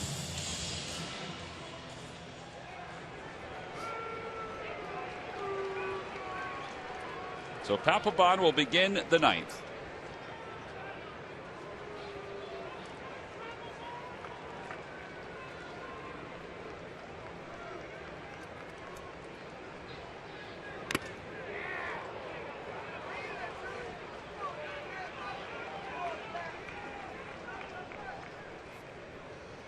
What Carlos Ruiz took on there. Man. Kid Joseph is gone for the season after a problem with a foul tip. And these guys, watch the jar. Watch his head. What that does to a catcher. How the neck goes back. Here's another look at it. Man. They take a lot of punishment back. Well, now Sean Ficazzi is going to go out and take just talk to Carlos. Yeah, they're much more aware of this nowadays with catchers. Apparently all started with Mike Matheny finally having to retire after taking, and that one has to stun a guy. You just want to make sure that he's okay. Make sure he can see all right. Phillies obviously just went through the concussions with Dominic Brown, and Wheels alluded to Tommy Joseph. Such a promising prospect in the Phillies organization. And Carlos Ruiz does not want to leave this game, but it's a safety first situation now, which is good. I think he said he's okay, so he'll give it a whirl. Get a couple throws from Papelbon. Take a listen. What that does to your jaws. Everything about it so violent.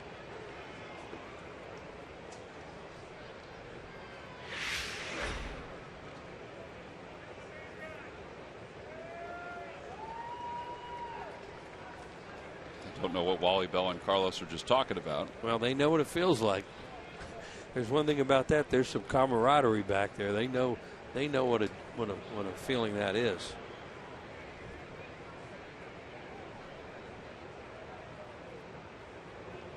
Outside, 1-1.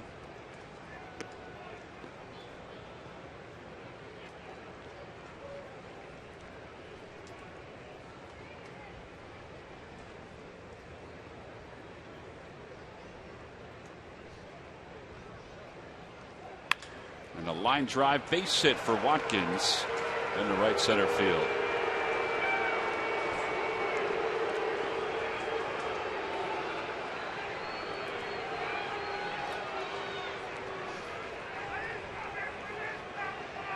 Papelbon hearing some boos. He gives up that base hit.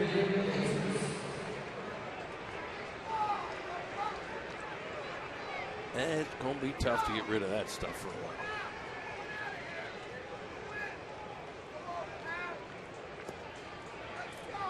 De Jesus is 0 for 4.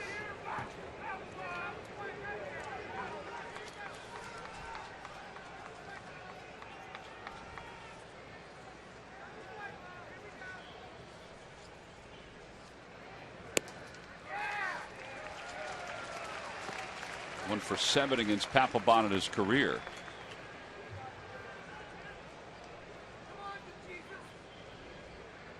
Get outs, he'll get cheers. Get saves, he'll get cheers. Yeah. Tonight he can't get one of those. That one's hit well. Ruff going back toward the scoreboard. It's off the scoreboard and it skips past him. Second and third, nobody out. Boy, he got a pitch that he could drive there.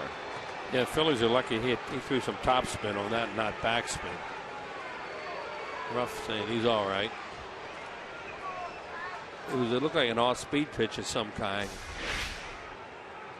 It's a split, and it was up, and it was coming down the whole time, and that was the difference in a 2-run home run and a double.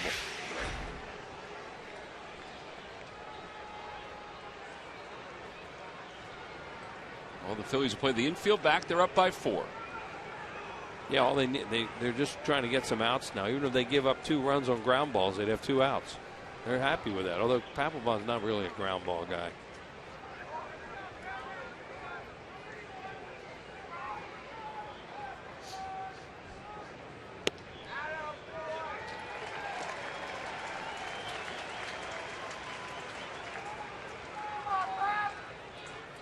This guy's key right here, because if he does something, gets on, then all of a sudden Rizzo's a tying run.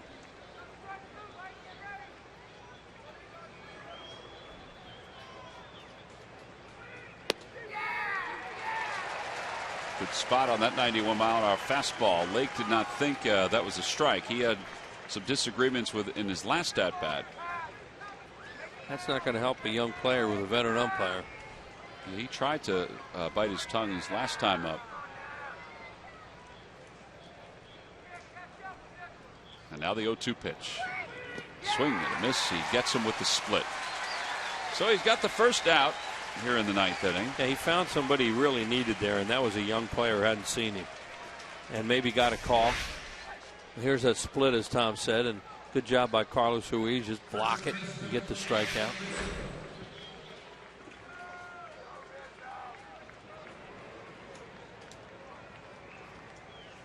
That's why Ruiz is so good back there.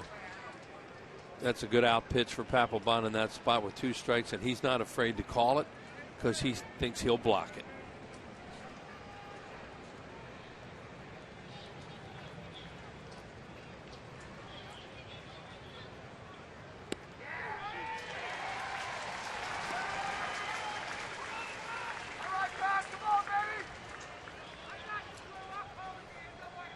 Rizzo saw 2 pitches in his first 2 at-bats. He hit one to the wall we just saw with our Hyundai defensive play of the game, and then hit one over the wall his next at-bat. Now, the last 2 at-bats, he's worked the pitcher a little bit more. He walks a lot, too.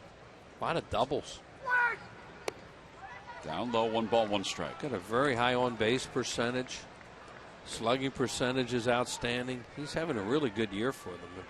This is his breakthrough year, you think about it. Or breakout. Breakout. Yeah. No, he broke through a little bit. Something like that, you know. It'll set my malaprop there.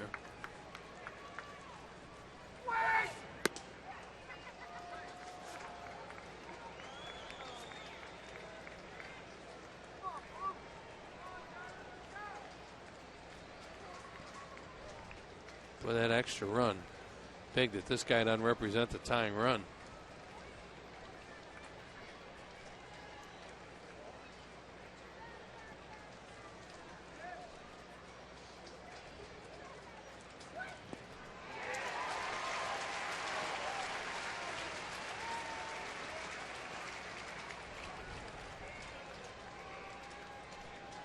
Papelbon using his split a lot in this inning. Goes along with what Rich Doobie said, that he's doesn't have the same fastball, so he does have to pitch more than he did a few years ago. He doesn't. Yeah, he doesn't have swing and a miss fastball stuff that much. They are swinging and missing at the split though, which is a good sign. It's a good pitch.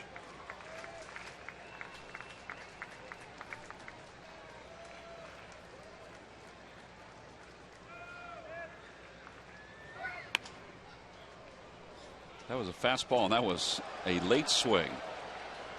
That was an emergency swing. Almost like he's looking for a splitter and thinks he could foul off a fastball. I don't know that that's true, but that's what that looked like.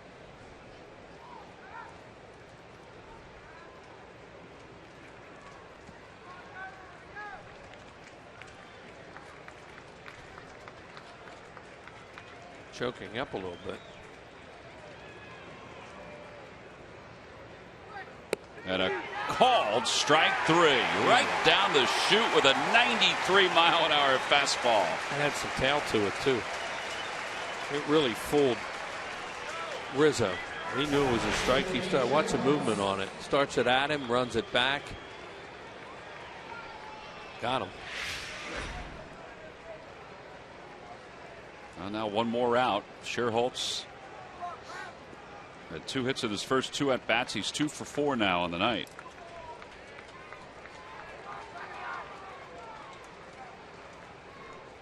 He's got that foot that he broke last year covered on his right foot.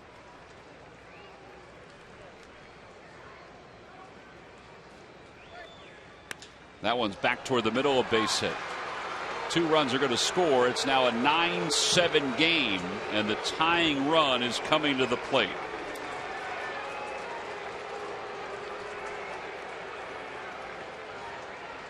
Still just needs the 1 out.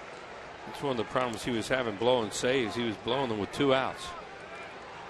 And no save here tonight, just to win the ball game. Papelbon thought he had a shot at catching that. After it went by him, he was flipping his glove a little bit like he just missed it. I don't know if he did. Take a look, see what you think. No, that was by him. That was by him in a hurry. It was glove high.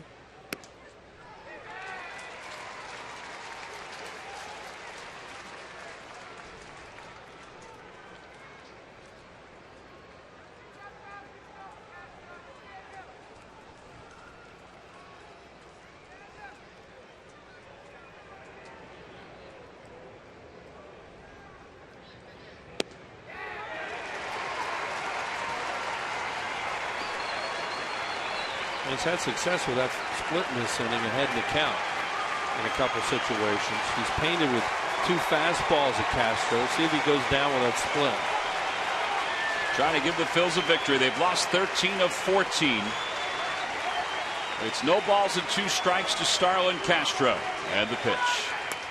And he spoils it foul. It remains 0-2. And another fastball. And Chooch's doing a really good job of setting up. We talk about this all the time.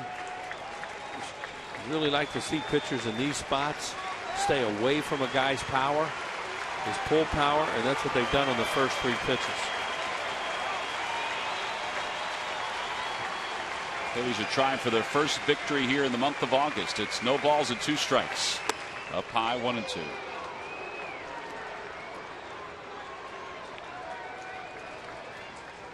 Any win would look nice right now. They just haven't been many lately.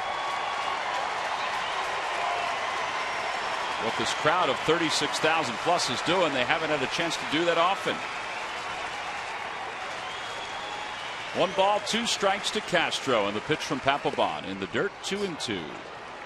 Well, he went with a split then. They tried high fastball and now split, and now it's even. Castillo next up. Phillies hope they don't have to see him till tomorrow.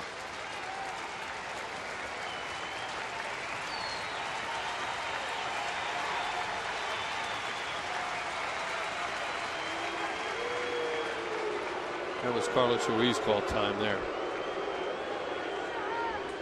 Or maybe not. Maybe Castro got something, or Castro got something in his eye.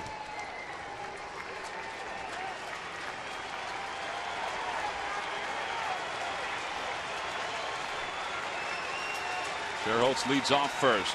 The 2-2 pitch. Outside, 3-2, so Scherholtz will be running. To Wheels' point, Papelbon has given up 10 runs this year with 2 outs. Yeah. Those blown saves that he had, a bunch of them in a row, I think they all came with 2 outs. Michael Young is going to play behind Scherholtz.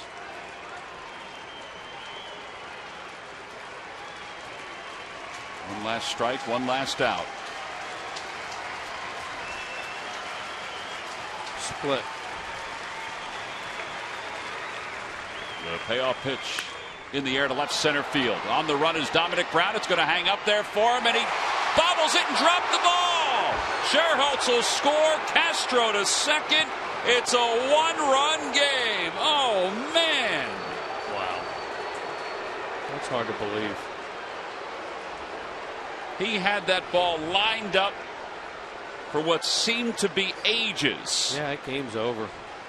And it was a fastball that he threw him. Oh, wow. Boy, this season is just ridiculous. There it is. I mean, there's the game's over. He reaches up, looked like he blocked himself from it a little bit, put his glove up near his eyes. Well, to Papelbon's credit, he didn't show him up even a little bit. Michael Martinez is going to come out to play center field.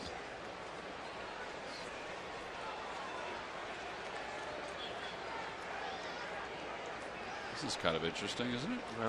Yeah. Oh, okay. Now Darren Ruff's going to come out. Mayberry is going to go to right. Yeah, that makes sense. I guess they didn't do it originally because it was a 4-run game. But now you take Ruff's bat out of the lineup. Right. That's what they do. You know, they don't ever want to do those kind of things. So try not to.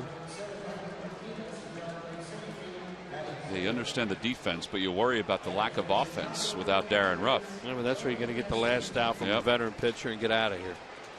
Well, Castillo, 3 hits tonight. Castro's at second.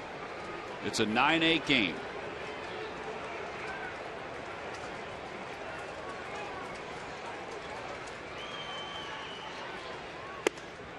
One ball, no strikes.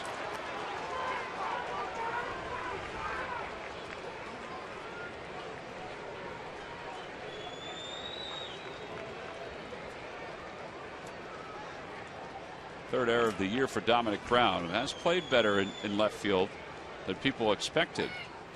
In the dirt, gets away from Ruiz. Castro goes to third.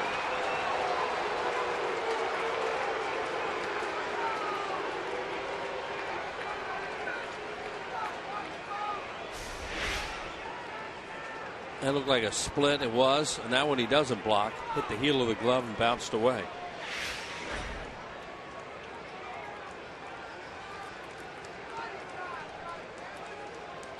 Pitch inning.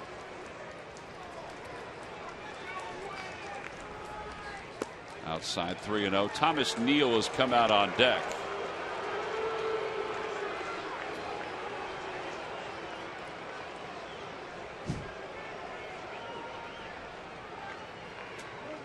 And as you can see, it's Papelbon's game.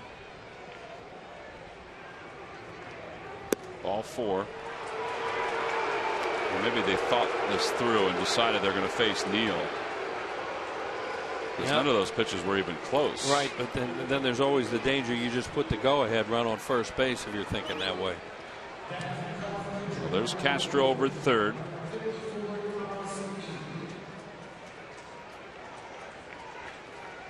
And Castillo at first.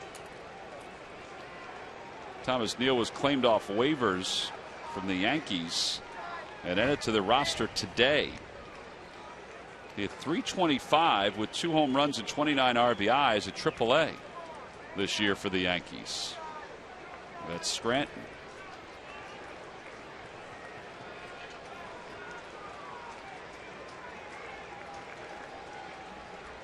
The first pitch coming from Papelbon.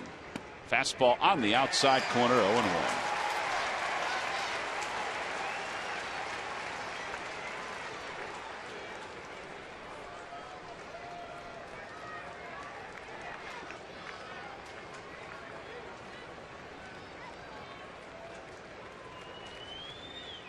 Broke his back, ground ball toward third. It is a foul ball. Fans react as if it's the final out.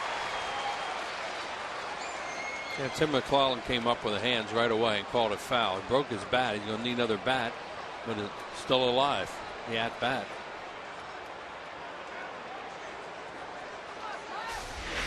Here's a look at it. Shatters the bat down the line, and it's a foul ball. Good call. Ashley does a nice job, though, of continuing to play there. I don't know whether he hears him yell foul behind him or not. Well, he's gone 0-2 to 3 batters in this inning. And he's 0-2 to Thomas Neal in his first at bat in a Cubs uniform. His first career at bat as a pinch hitter. Now you get the right and left hander. Now you're into that thing again where if you want to throw a split, great idea for a strikeout, but you got to be careful you don't bounce it by him. Castro leads off third, Castillo off first. No balls, 2 strikes, the pitch. On the hands and out of play. Bring him in a non-save situation tonight. Now he's just trying to get through this to win the game because he's pitched himself out of being able to pitch tomorrow night. Then the drop fly ball certainly hasn't helped.